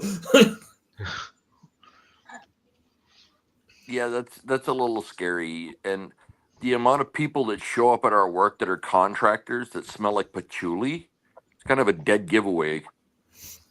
And I mean, again, don't get me wrong. I have a fucking bong in the ammo crate at my feet, but I don't do that when I'm working or when I'm in a work outfit or vehicle. Yeah.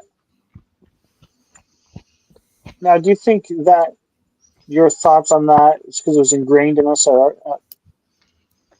place of employment here? About, Maybe, I don't know. don't do anything in uniform, be out Okay. of uniform outside of work.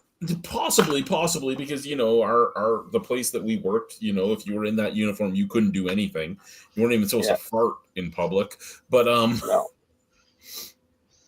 I can say, as somebody who has gotten into Scott's car, and Scott that Brian would know, not Scott you would know, as somebody that's gotten into Scott's car with him when I lived one turn away from our place of employment, and he made 3 wrong turns going to work. Pot can inhibit your driving. Yeah. I'm never sorry, came you back, need to make one right turn from my house to get to work. How were we late by 15 minutes when you picked me up half an hour before we were supposed to be there?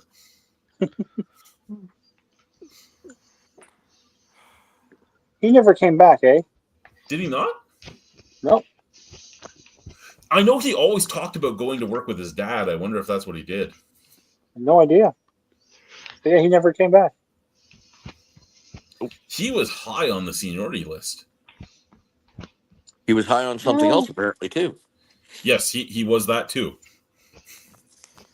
Well, he got full-time right out of the bat when he was hired, same time I was hired.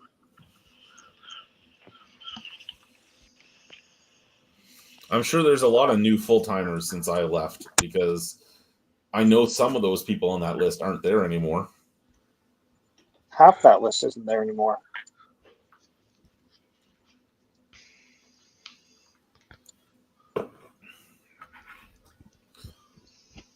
Is the Polish machine gun still there?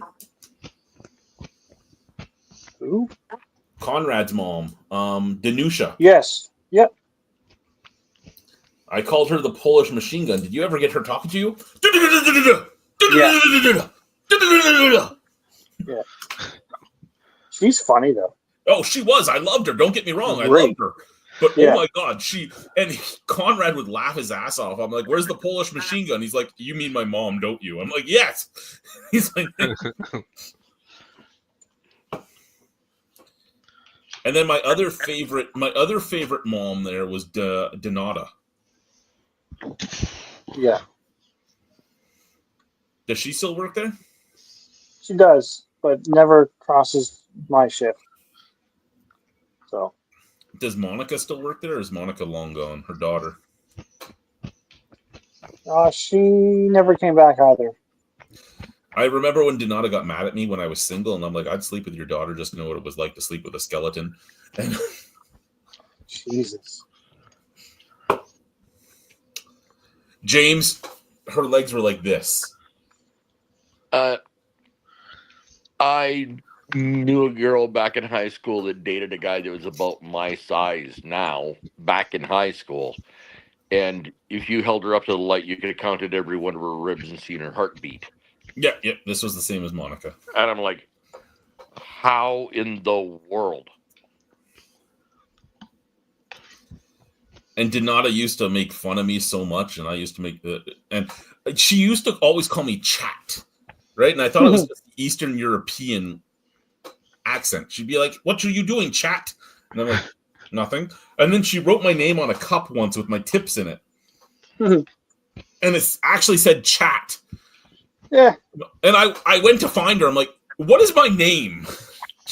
Because we had worked together for like a decade at this point. She's like, "Chat." I go, "Is that CHAD?" and that's just your accent or C-H-A-T? She's like, C-H-A-T. I go, no!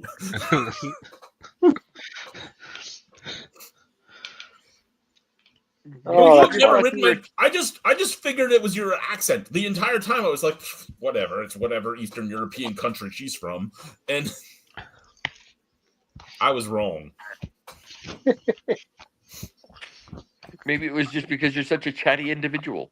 I should have never corrected her because she could have went to the boss and said, "Chat did this." Who the fuck are you talking about? Cat stole a cookie. I told you the cookie story, didn't I? Yep. Yeah. Fuck Farkas and his cookies. And his fucking Red Bull.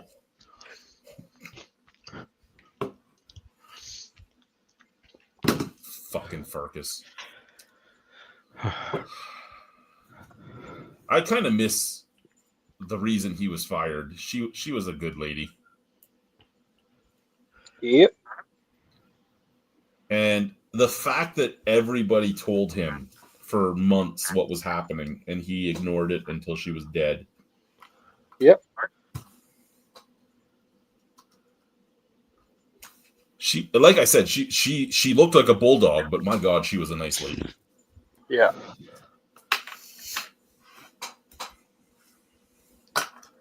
And I remember telling me when she first came to Midnight, she was telling me the story of her walking to work one day and all these young kids driving by her honking their horns as she was walking by in her like short server skirt and her leotards and all that. And then she turned around and looked at them and they screamed and ran away. That's funny. I'm sorry, Kathy. You're amazing. You were probably a looker about 35 years ago, but my God, they probably are right to have ran away at this point.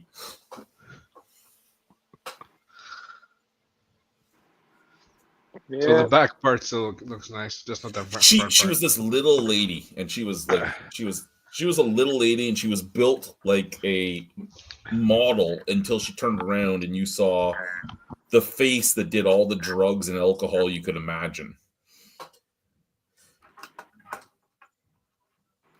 But she was a super nice lady. She just had a hard life, and it was she was great. And a lot of people disliked her. A lot of people disliked her, like they didn't want to work for her or anything like that. And I would do everything I could to help her because she was a great lady. Like I loved her. She had a great sense of humor, and just we were warning Farkas forever that something was wrong, and he didn't listen. And she was apparently under the influence when she came, and she crashed her car, and it was over. But it got rid of Farkas, so I mean, maybe it was her gift to all of us. Well, yeah.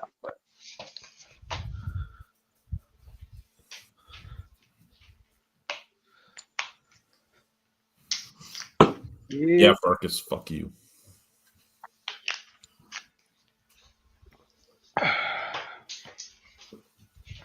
Didn't that cost a supervisor job also?